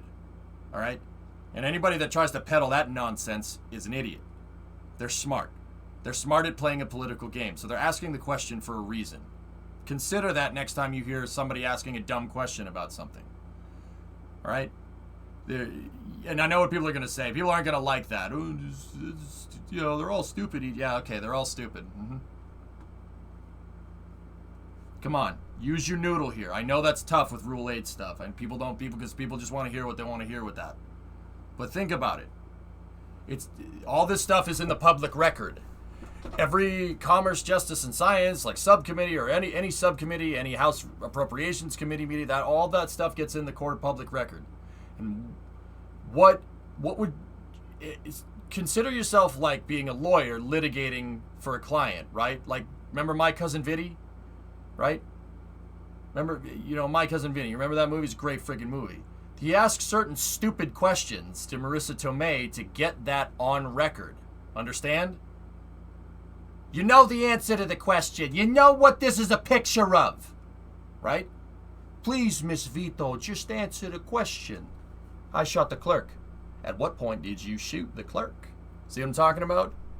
That's lawyer speak, guys. Don't pay any mind to it, man. In fact, the people that are reporting that as a dumb question are the ones that are actually stupid because they're not using their brains. They're not conveying context. Just think about that next time. Is the world an ice cream cone and can I eat it? Okay, I'm gonna shut the stream off. I'm gonna shut the stream off soon, man.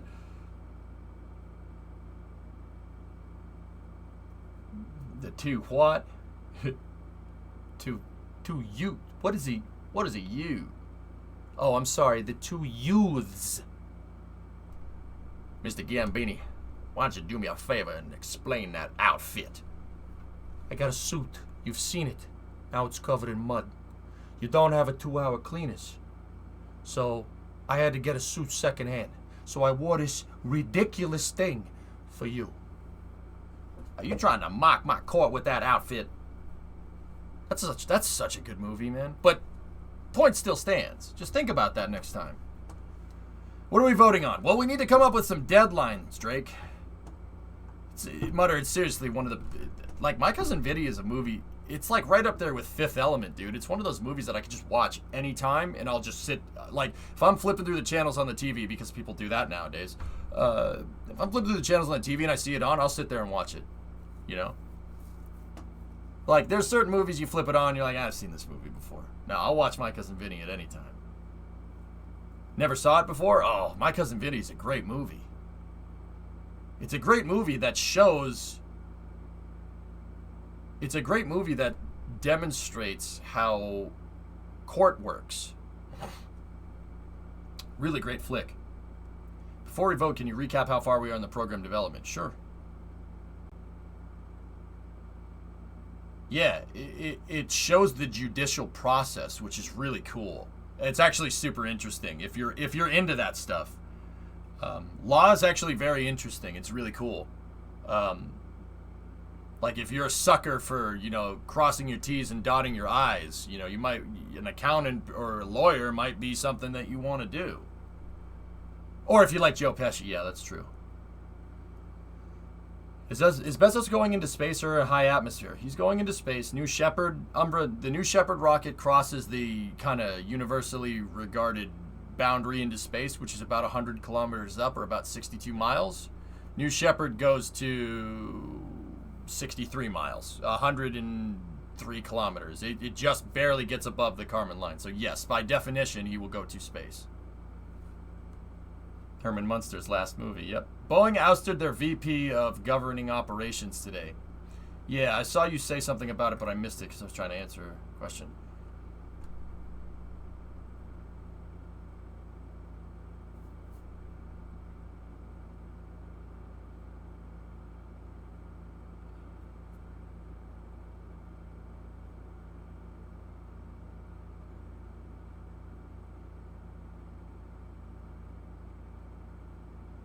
Doesn't feel, I mean, a certain something. Jesus Christ. You asked me a question. I say don't do it because it elicits this result. You literally elicit this result in the next thing. Thank you. Thank you for showing me that you're not using your brain.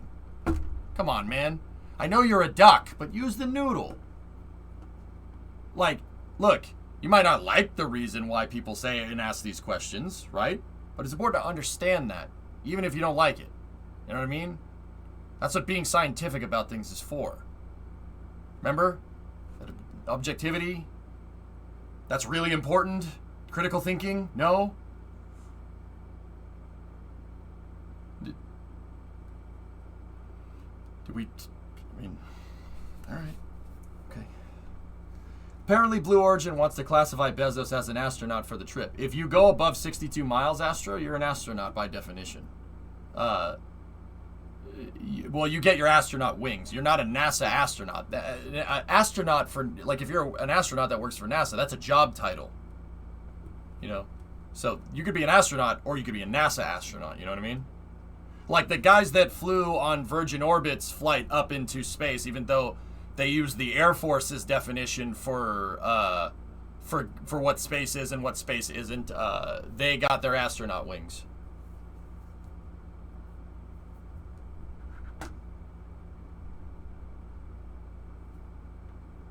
Anyway, let's go.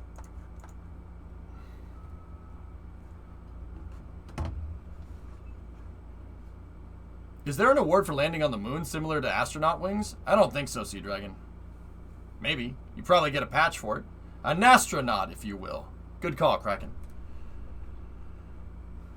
What does it take to become a cosmonaut?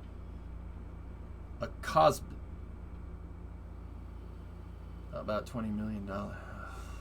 Dunpeel, you're making my head hurt today, man. No, I just got done saying there's no stupid questions, man, but Jesus. Jeez. Here's progress after watching the Stormworks stuff. Let me see that joke. Hey. Very nice, bud. Cool. Is this the new video? No, this isn't the new one. You guys want me to switch to the new one? Here, we'll go through this stuff quick. I wanted to see this thing get mounted. That's what I wanted to check.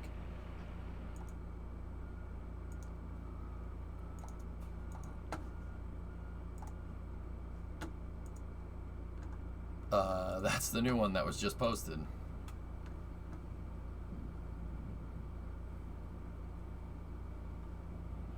What does it take to watch a video with EJ not being...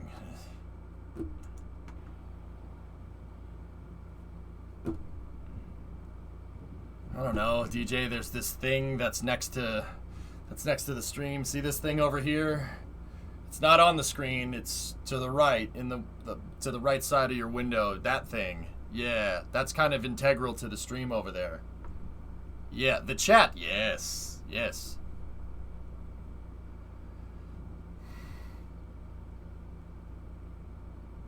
Joke's on you, yours is on the left. Oh, yeah, it could be over there too, Mutter, that's right. Yeah, that's true, you're not wrong. You would have it on the other side.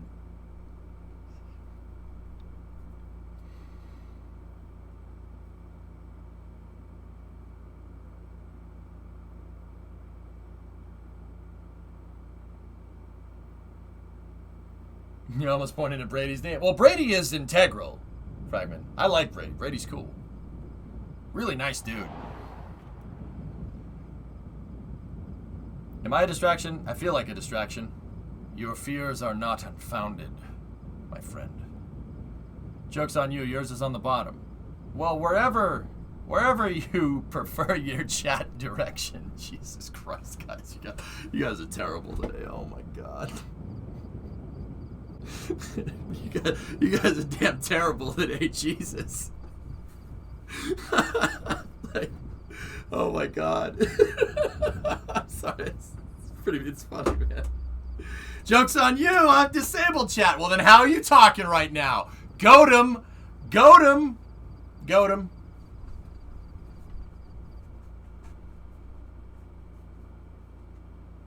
We need to catch up after vacation.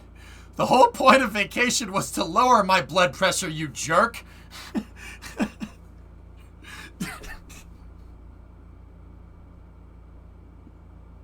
And I have a freaking ulcer over here. Just.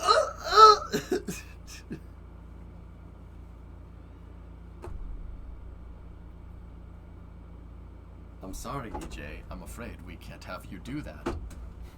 You don't want to look at this grain silo all day with me? To be fair, I thought you were pointing to Brimo. Where's Brimo? Brimo isn't even here. ¡Alto! Por favor, manténgase alejado de las puertas. Bienvenido de los Estados Unidos.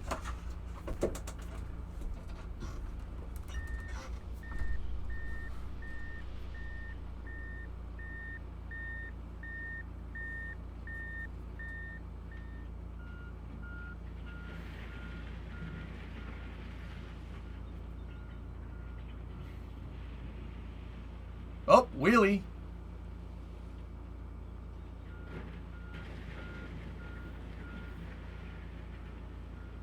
Spreading some rocks around. Yeah, so it looks like they're putting rocks down on the side of the road here. You do that for irrigation and drainage and stuff.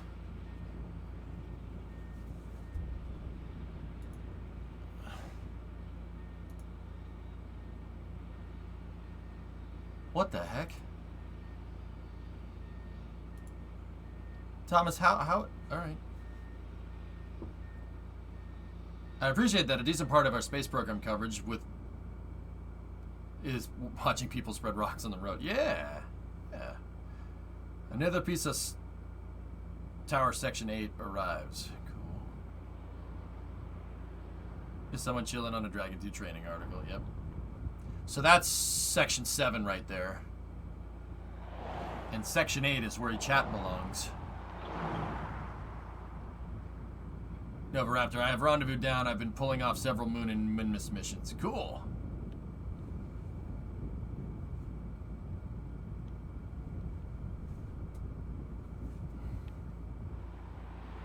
Trelawney, some people got it.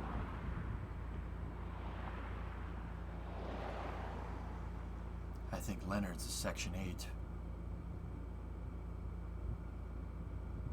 I agree, Phil. I like seeing the things that make the rockets go. That's my favorite part. The rocket is cool, but things that make the rocket go is cool too.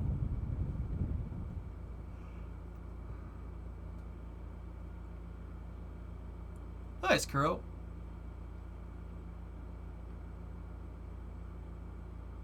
I'm sure you could get some media events related to Dragon recovery and practices. Yeah, Fragment, that'd be cool. They really haven't covered it, and they really don't show it much either. I mean, not that we get to see that much either. Like, we only gotten to see it, what, 2 times now? And then the second time, dude, the Crew 1 coverage was abhorrent. They didn't even show them getting out. They showed Mike getting out, and he was like, yeah! And then they were like, nah, never mind. I really have confidence for a Duna flight. Yeah, you'll do it, Nova Raptor. No problem. Big. So that's the 8th section right there. Note that it is smaller. And then Remedios Avenue.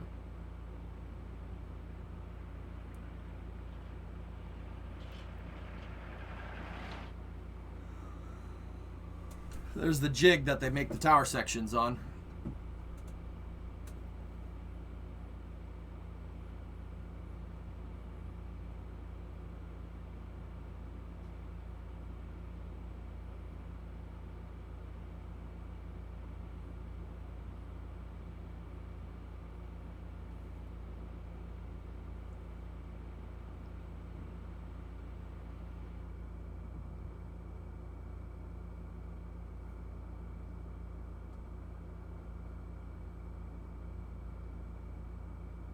Yeah, those...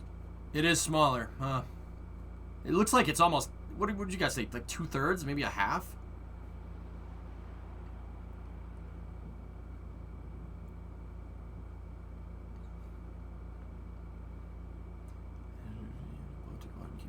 They don't have charter boats down there, Fragment? Or is that too expensive? I mean, that would probably be too expensive for what you're trying to do.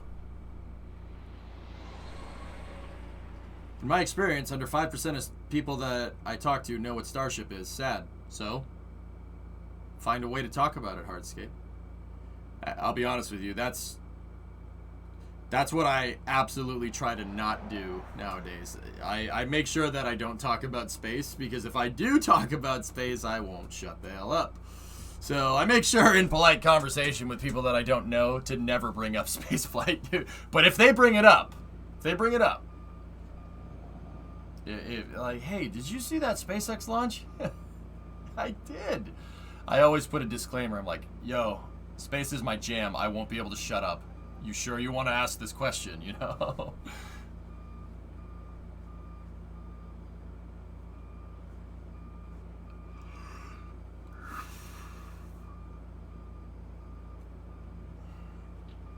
What are those things? Those...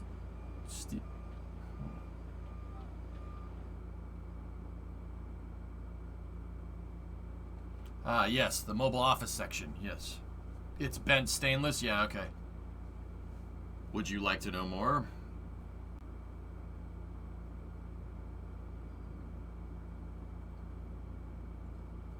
Nice caddy. Nice Camaro. Even better Ford. Yeah, I like the Camaro. That's nice. Mobile office platform. Yeah. Hi, Walmart greeter. Do you know about Starship? Yeah, right.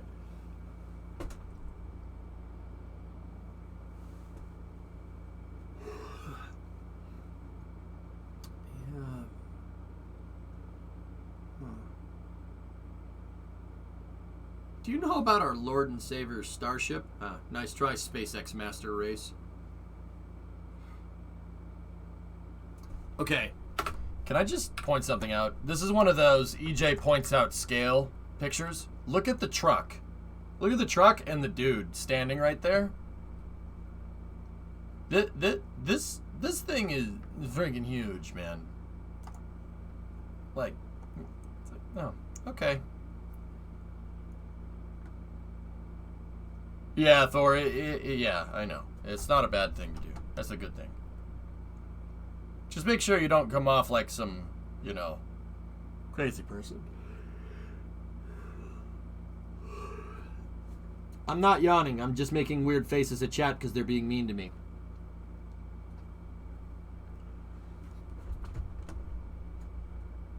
Case with the stones. Where is it? Stolen. Who in God's name would do such a thing? Never have that mask down in front of me, chat. How do I know you're not making faces at me under that thing? Just doing our part. It's all so tiresome, Yarg. Didn't you middle finger us earlier? No. I was using it to point, like this. Like, see this lift right here? And see this trash bag? Like right in this area here? See, it's just like right here. Is it? Oh, look at that truck. That truck is great. Dodge. Lift. See? There's the 2.1 test article. No, sorry.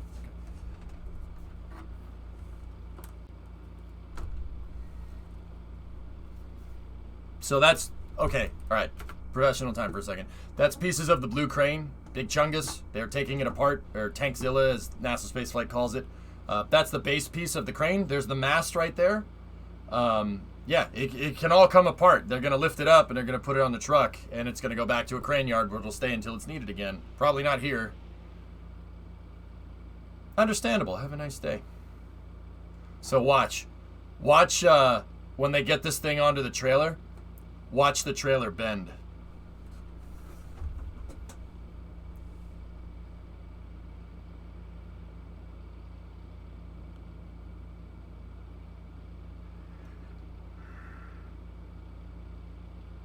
How many wheels does the trailer have? Oh, yes.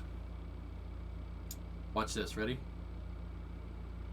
That trailer is going to bend like crazy. Because that thing is super heavy.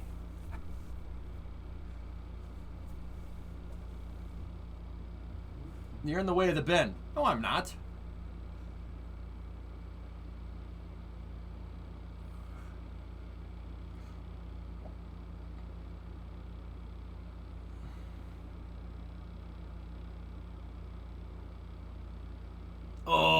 Oh, man! Who edited this? It started to show the trailer go down.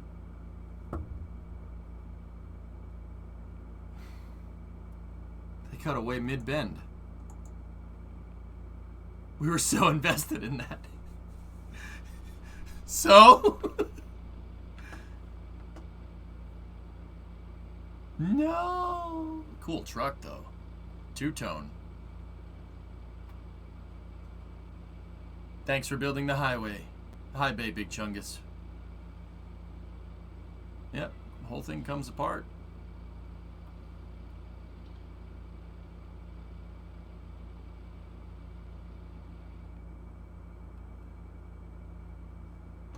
Ah, yes, another piece of launch tower chat arrives.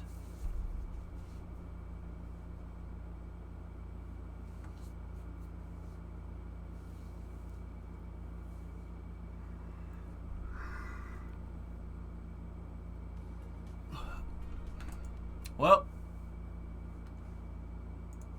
kind of want to see you play American Truck Simulator now with all the truck talk. Oh man, it's 11 o'clock, dudes.